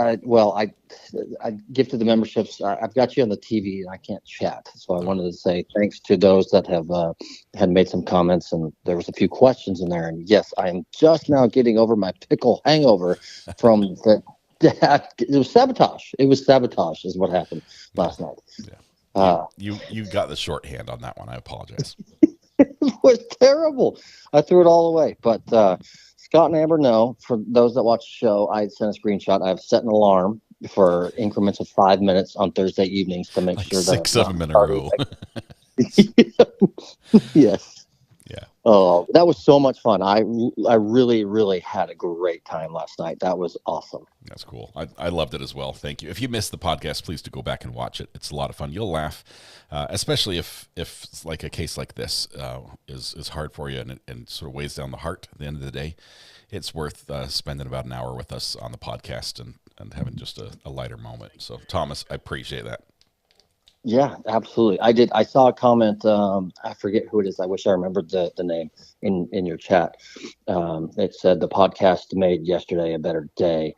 Not saying we do anything special or we're that great, but like you mentioned, it's so light. It's so easygoing. Even if you don't like everything we're doing, you still get to hang out and chat with your friends and be lighthearted and have sidebar conversations and whatnot. So appreciate all those that tuned in and whatnot. But where are you at today? I've been running errands this morning. I just got you on the TV. It's still heavy. We're basically just finding out that Megan had an entire network of amazing friends, family, acquaintances that cared for Evelyn and were interested and could have helped if she would have reached out to any of them. It makes it worse. So it's hard. But makes it worse. Oh no. I watched you pretty much all day yesterday, minus my nap, obviously. And so is it, but I don't know all the details. I didn't see day one. Is it kind of have the Casey Anthony vibe type trial? Yeah. Is that what we're looking at? It's got Casey Anthony. It's got Susan Smith. It's got a couple of the big names that feel to it. Some of the same things happening. The lies, the stories that change. Everyone had a different story. And there was always a reason why Evelyn wasn't there, why she wasn't, at vacations or trips, and why she wasn't with family, why she didn't go with them to church, why, she didn't need a babysitter anymore. There was just excuse after excuse, and everyone was asking, and there's just everyone got told a story, and it just stretched on. It's amazing that it lasted as long as it did, but I guess you could say that she was so good at lying. I mean, she clearly had practice because she convinced Ethan he was the dad when he wasn't. I didn't even know that. Yeah, that's a fact as well. But she was good enough at it that even the people were concerned. It seemed reasonable. Ethan was gone, and so was Evelyn. It's like, that makes sense, at least in some small way. But And did I read right? If my memory serves me, that she covered up this for like a month or so. Like that, was that the time lapse? Yeah, that or so, like 2. Oh wow. Yeah. Okay. Holy buckets. Okay. Yeah. Oh man, it's so sad. You know, we had a case here in our town, similar but not. Well, when I say similar, she's claiming like they might have rolled over in their sleep, right, with the baby, and that's what happened. Yeah, type scenario. she's raised that it was accidental, but Okay. even in doing that, in her testimony to the police, in the TBI interview, she describes Evelyn as being warm to the touch, looking just like normal, only she wasn't breathing. Eyes not bloodshot, no discoloration to the skin. It doesn't fit. That doesn't check out. It doesn't. And No. So we had a case here actually, and it caught quite a bit of media attention because the mother of the child, albeit divorced, her I guess I should say the father of the child is a pretty popular MMA fighter that came from our town. And unfortunately, though, he's got quite a bit of criminal background, and so he's always in the media. Not a big fan favorite, but it got attention. Anyways, her newfound love that she was then living with, she had the baby there, and wound up similar to this trial that you're watching now. Kind of a mystery came in the morning. Why is the baby not alive? What's going on here? And there were cover-ups, and there was a wealthy boyfriend that she was seeing, and so the conspiracies were flying everywhere, and it was a really big trial. I wish you've tried to crack into my county's trials specifically, and there's it's tough. You can bring a notepad. It's like all they'll give you. They run a tight ship. They don't believe in media. So. They do not. No transparency here in this old country town.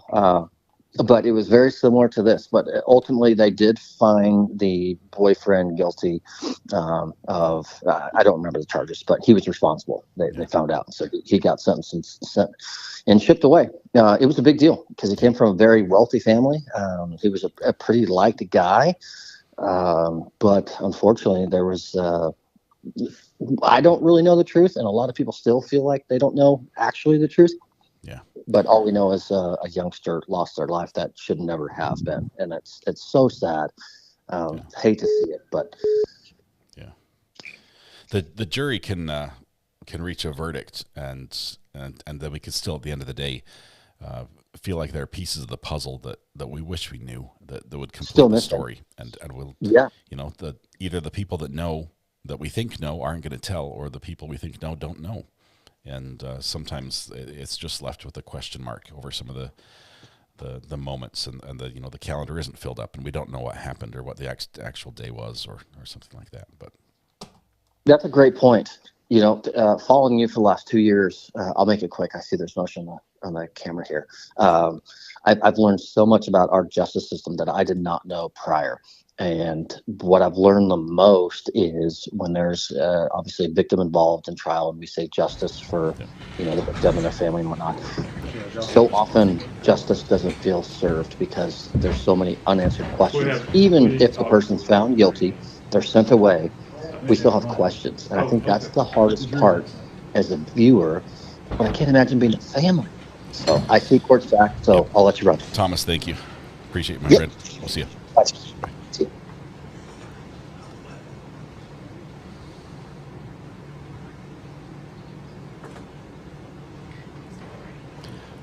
Thank you for all the gifted memberships there. While Thomas was talking, you guys are very generous. Bite Me, Dusty Storm, welcome to the gallery. Brand new member, you're among friends. You can never leave. Larley, Annie, Sloth Life, Bug Duggar, thank you all. And Dallas Born Boston Bred, congratulations. You hit that 24-month mark. Congratulations and thank you. It wouldn't be the same without you here.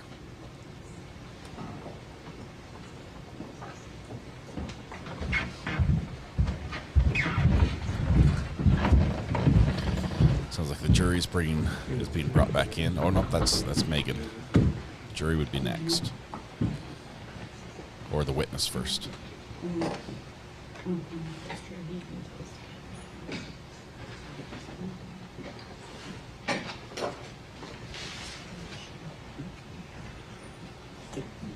Judge, it appears what has happened, we have been admitting what I believe to be screenshots, what I think the court believed to be screenshots of text messages, which were ultimately a created document that were taken from a cell phone dump. Oh, no. We have, I don't know how many exhibits of that. Notice that on the last one, that exhibit, it came in admittedly without objection because I thought it was a screenshot of the cell phone dump. Or a screenshot, not of the dump itself, but of a screen. Hence, screenshot. Why? The last exhibit was published to the jury. It contained a note that Mr. Horn noticed in the letter of our objection that contained a note made by the district attorney's office. It's already been up on the screen and published to the jury. Here we go. Here's I have concern now that all of these documents, and I have concern that there could be other errors that we haven't caught. At this point, I'm going to move the court for a mistrial. Boom. There it is. Oh, this could be terrible. Judge, a couple things in response. Some of those are, I know the Instagram messages actually are screenshots of what was on the phone, so those are not. The other ones are taken from the either Facebook proceeds or text conversations that were dumped from the phones. They're identical. The only thing we've done is put them in a format that makes them look like what you would see if you were looking at Facebook Messenger or at a cell phone. That's the only thing. Why would you do that? The one that was most recently up in front of the screen is admittedly not verbatim what was in the text, and that's what was caught. It's just human error in reviewing all this. But everything else is identical. They've all been read. Most of them have been read in court, and those messages and Facebook communications have. Mr. Scott's had those for several years now and reviewed them. And if he disputes the veracity of them, he can sit there and go back through and check them word for word. But they're identical. They were authenticated by the witness. There's nothing substantively that's been placed before the jury that's either inaccurate or misleading. The only thing that's not correct is that last one that was up on the screen. Otherwise, it's just it's not a substance thing. It's just the fact of what they, the only thing we've changed is how they look on the screen. The profile pictures, I told Mr. Scott, they're taken from Facebook Messenger. There's nothing, we haven't created any content as far as that's concerned. So there's nothing that's been put before the jury that's in any way misleading or inaccurate. So the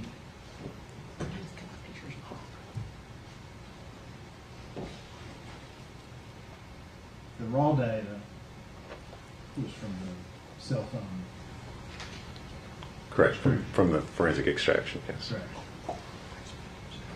Correct.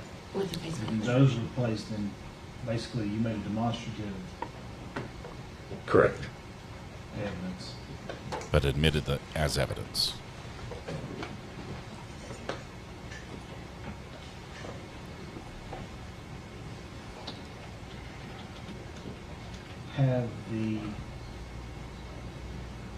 Has the raw data been provided in discovery? Oh yes, Judge. That's been provided. They've had that for years. And the demonstrative. That was made available. Mr. Scott wanted. We had him and his investigators at our office several weeks ago. They wanted to look at it. We didn't specifically identify which things we were using, and as the trial's going on, some we've used and some we haven't used. So, but yes, they've been available. Judge, I was not aware of that. Yeah, that's. We did meet with Mr. Harper and Ms. Massinger. They're very kind to have us up there, but you have to understand. We talked over generally what data we had. I don't remember talking over this demonstrative data. We do have the cell phone extraction. And as these are coming in, the way they look to me, I'm not raising a big stink at it at the time because it looks like screenshots. Picture's worth 1,000 words. And so we see this last one come in. But as far as someone sending me the demonstrative data and saying, we're going to use this or we have this, no. That's my understanding now. In everyone's defense, these files are huge. I can't tell you that I can say chapter and verse which is in every folder, and I doubt they can either. But at the same time, I find myself now in a position where we're in the middle of the trial. It would be near impossible to go back and compare all of these documents. I don't think there's, Judge, if you want me to, I don't think it'd be that difficult for us to pull these messages from what they come in Facebook. And I mean, if you want to compare them, we can isolate those. I don't think that'd be difficult at all. I mean, it's not that many messages that have been admitted at this point.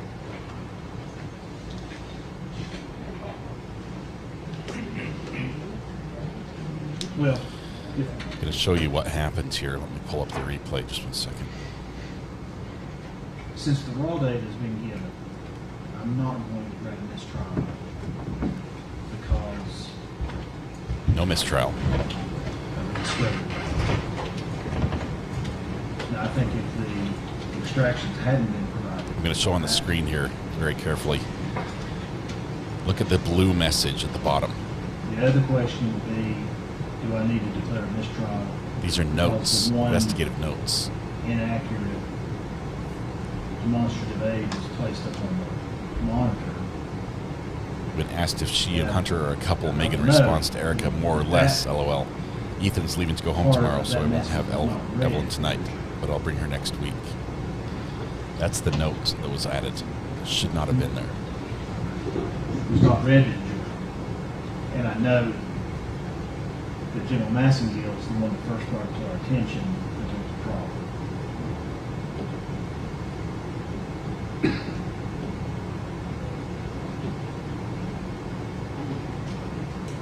So I'm not going to order a mistrial at this time for that. I will give a curative instruction that if any of the jurors read that last, They have to swear to forget it. a few seconds it was up there,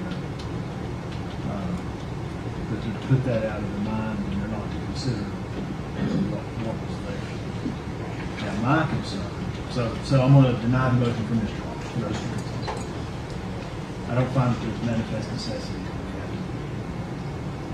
to mistrial the case. Now, going forward.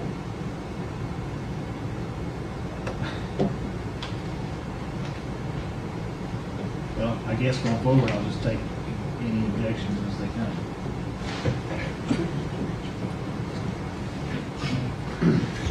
So let me Can't give any advisory opinion.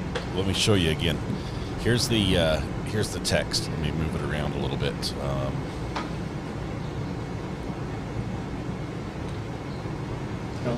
This blue text right over here is the one in question. Normally, I'm going to move over there next week. That's fine. I'll move over talking to the state. You can see it says we did. That was the response by Megan. Then you've got also a note in there that's an investigative note that says, when asked if she and Hunter are a couple, Megan responds to Erica. That was not in the text message. Then it goes back to the quote, more or less, LOL. Ethan's going to go home tomorrow, so I won't have Evelyn tomorrow night, and I'll bring her next week. This was on the screen. This was facing the jury. The jury saw this. The judge says it's not a mistrial, but they shouldn't have done that. Plus, it's misleading. Well,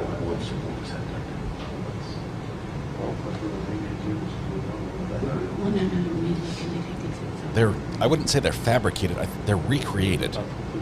They're made to look like we just grabbed a screenshot off the phone, which gives them a ton of authenticity, and the jurors are familiar with that. It makes it quite believable and trustworthy, as opposed to like an extraction from a phone where you're trying to parse data from a log somewhere, which is a little harder to follow. Yeah, that's fine.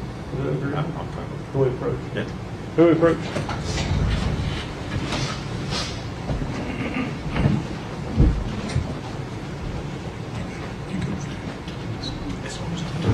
Joe. Yeah, we'll This is the only one that had a problem. they didn't know that they were recreations, not screenshots. Or defense is saying they didn't know until this popped up. No, I agree with the judge, not Ms. Trailworthy.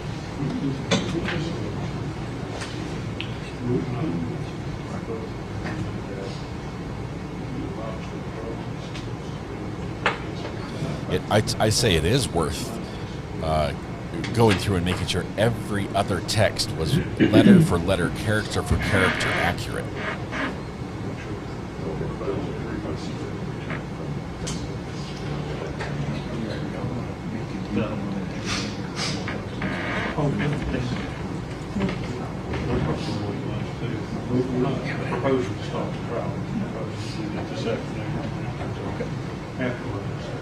Looks like we're getting dismissed for lunch.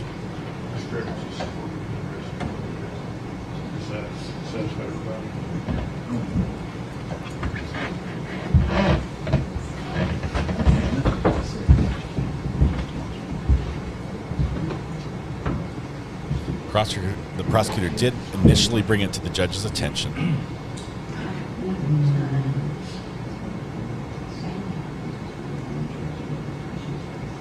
That's a good thing.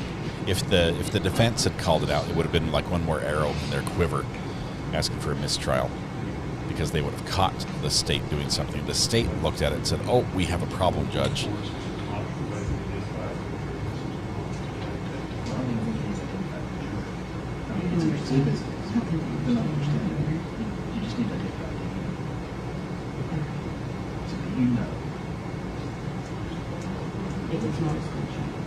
Yeah, if I was defense, the smart thing to do here is to go back and look at every single message that's been admitted and read and make sure nothing is missed, nothing was added, nothing was changed, and I would go as far as every punctuation mark, every misspelling, every timestamp, and make sure that the text came from the right people. I would dig in as far as I could on this, because it is bad, and if there are mistakes, it is a problem. If there are more, it is a problem, especially if we've passed them and assumed they are evidence. It's already been considered by the jury. At that point, I don't know. I want to hear the judge, the admonition to the jury on how they're supposed to forget this or disregard it. I need to make sure that book was streamed because it's 2 pages. Check against if that one's 20 pages.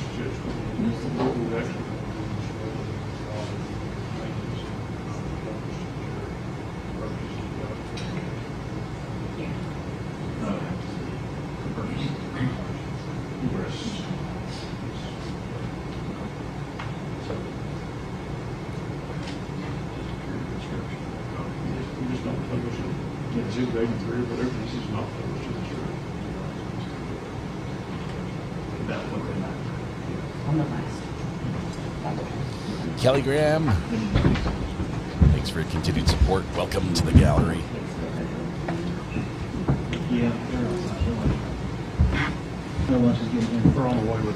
We've been several trials without even the call for a mistrial. It seems some trials are filled with it, and then we went on the drought. It's the first time we've heard the M word Let me double check. Brought up in a trial in a long time.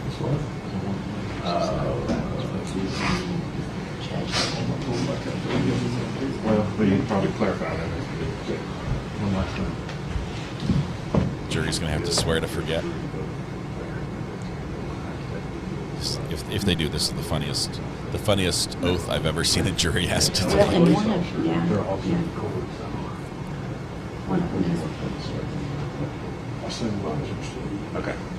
This needs to be muted, or else we're going to So get in trouble. let them start that at 1 o'clock. I'm talking to court. So mute this. You need to go through them over lunch, That's- pull out. Yeah. I mean, you don't need to take them off, just pull out the screenshot. Yeah.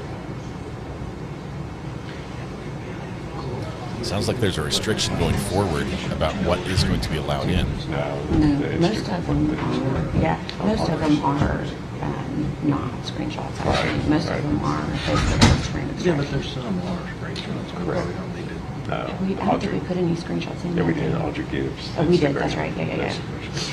They're standing at the podium talking, and the mic is hot in the courtroom. Are we in recess? Are we in recess, Judge? We will be in recess till 1 o'clock. Right, So there we go. do you Oh, yeah. do you want us to Microphone should be go? off. There we go. I've got a prank call coming in. I'm not going to take it. All right, we are in recess till 1 o'clock, which means the jury is excused for lunch. They get an hour and 15 minutes or so. I want to see how the judge fixes this after lunch. This is gonna be interesting fix. The jury, there's a possibility the jury read those notes, and they're prosecutorial notes, that investigative notes. Even if they're just explaining what was happening, that's something that shouldn't have happened. And so if the jury did read it, they need to disregard it. They will be told by the judge exactly what to do. Last time this happened, he swore the jury to you swear to forget and not remember what you just heard. You would have think he would do that right before lunch instead of let them mull it over on lunch. It might, I don't know, maybe give it more time and they'll forget what it was. It's funny how they seem to fight each other during the trial process, but in all these interactions, it's just a conversation amongst professionals. I love these hot mic bits. They are professional. I think they are doing a good job. I think both sides, prosecution and defense, are phenomenal. I like that it's not personal between them. That this isn't something that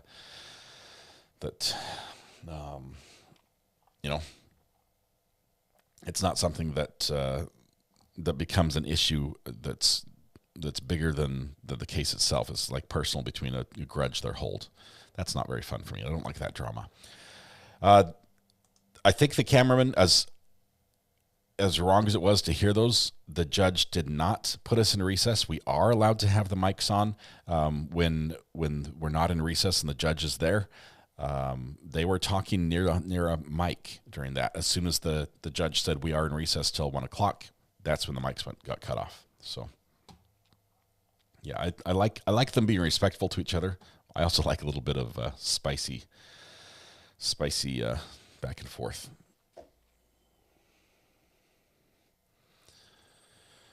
All right, I've forgotten what I read by now. Good, that's good. We are in recess until 1 p.m. Let me make the new thumbnail for the after lunch stream. Let's see. Refresh that one. There we go.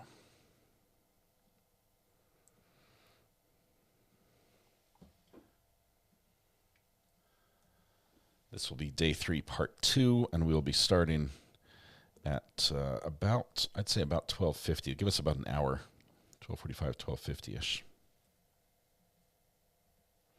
Any questions I can answer for anybody, or that you guys want to ask of each other before we do break for lunch? Can you give me a recap while I was showering? Well, Red Pen, thankfully, I don't know when you took a shower. If I did know all the details of that would be more of a problem. So what we have is the last witness was Erica Stacy. She was the mother of Kate. I can't remember his name. It wasn't Caden. It was his name's already escaped me. It was another boyfriend that Megan had starting around springtime. So after Ethan, or at the tail end of Ethan and before Hunter. She's a crafter. She has a little Cricut, machine that she makes vinyl lettering for. And she was doing lettering on Megan's vehicle to cover up the Chevy logos.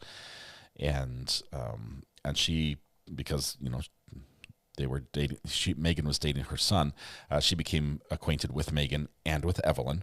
And even after they finished that relationship, she sort of remained in touch and wanted to help Megan and Evelyn, and ended up making some birthday stuff some birthday clothing for Evelyn, and she authenticated that in court today. We haven't seen it yet. It will come in through another witness, but it's an emotional moment. And she was reading some text exchanges between herself and Megan when the state discovered that their text screenshots were actually not screenshots. They were recreated from notes. The state knew this, but they were recreated, and they look, if I show you this, they look like regular notes. Let me zoom back out to normal here. Right here. It looks like a screenshot, like a phone was held up and snapped the picture and then posted on the screen. When in fact, this was created in some sort of document to make it look like that. It was from an extraction. The problem is in the blue on the bottom, the response from Megan contains things that was not Megan's response. These were notes that the investigators made of her response. And it says that when asked if she and Hunter are a couple, Megan responds to Erica, quote, the state saw this. As soon as they put it on the screen, it was shown to the jury, and they went up sidebar and said, we have a problem. Defense agreed and said, yep, that's going to be a mistrial, or at least they moved for it. The judge, because the defense had the originals and had the opportunity to see these, which the states said they had opportunity, defense said we didn't know it was going to be like this. He's ruled that it's not a mistrial, but he is going to make a couple things. He's going to make a curative instruction to the jury in case they happen to have read down ahead, because we hadn't covered this with the witness yet, but a curative instruction there. And then he's also going to make some sort of restriction on what the state does going forward with these messages. And it sounds like they're going to have to extract the things that are actual screenshots of a text message and possibly show the text message exchange in more of that data dump format that Celebrite is known for.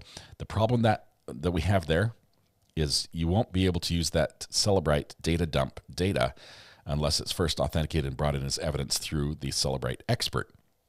The witness is not going to be able to say, yep, these are our text exchanges, because it's basically a spreadsheet of data, just a plethora of data.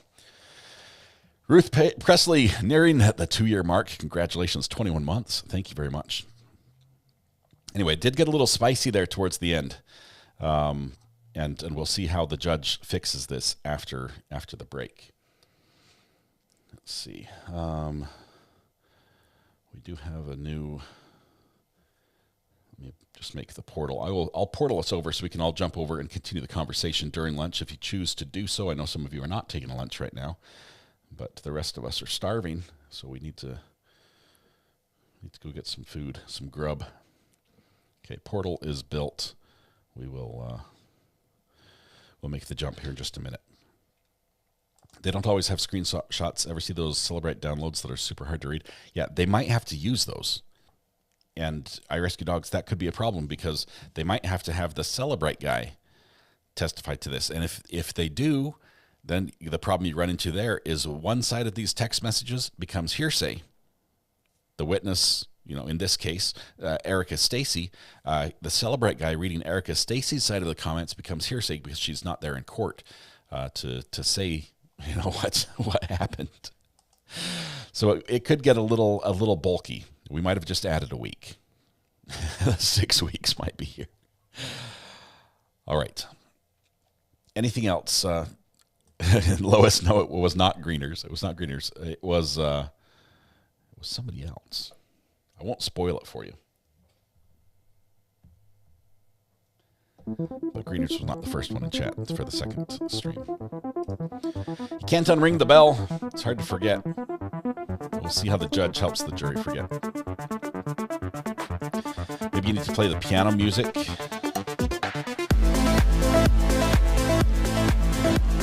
So Sinbad said, I have a question. Did the defense have... No, this is not Sinbad, this is Diane. Did the defense have to object to the evidence when the judge asked him before the evidence was admitted? That would be the timeliness question. Is it too late? Did you miss the opportunity? They said, no, we didn't object because we were under the belief that these were screenshots.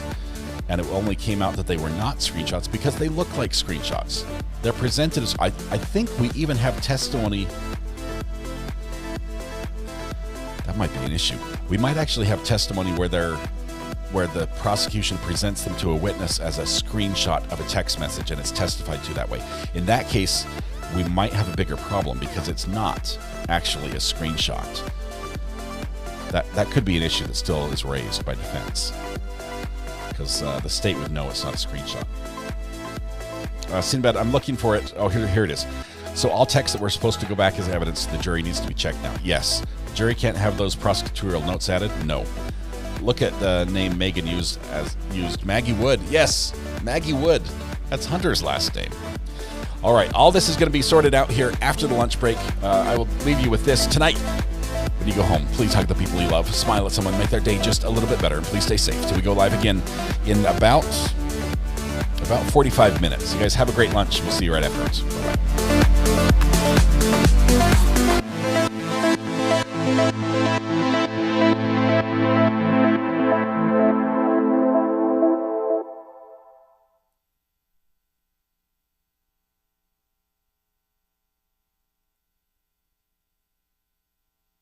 Because he's the guy.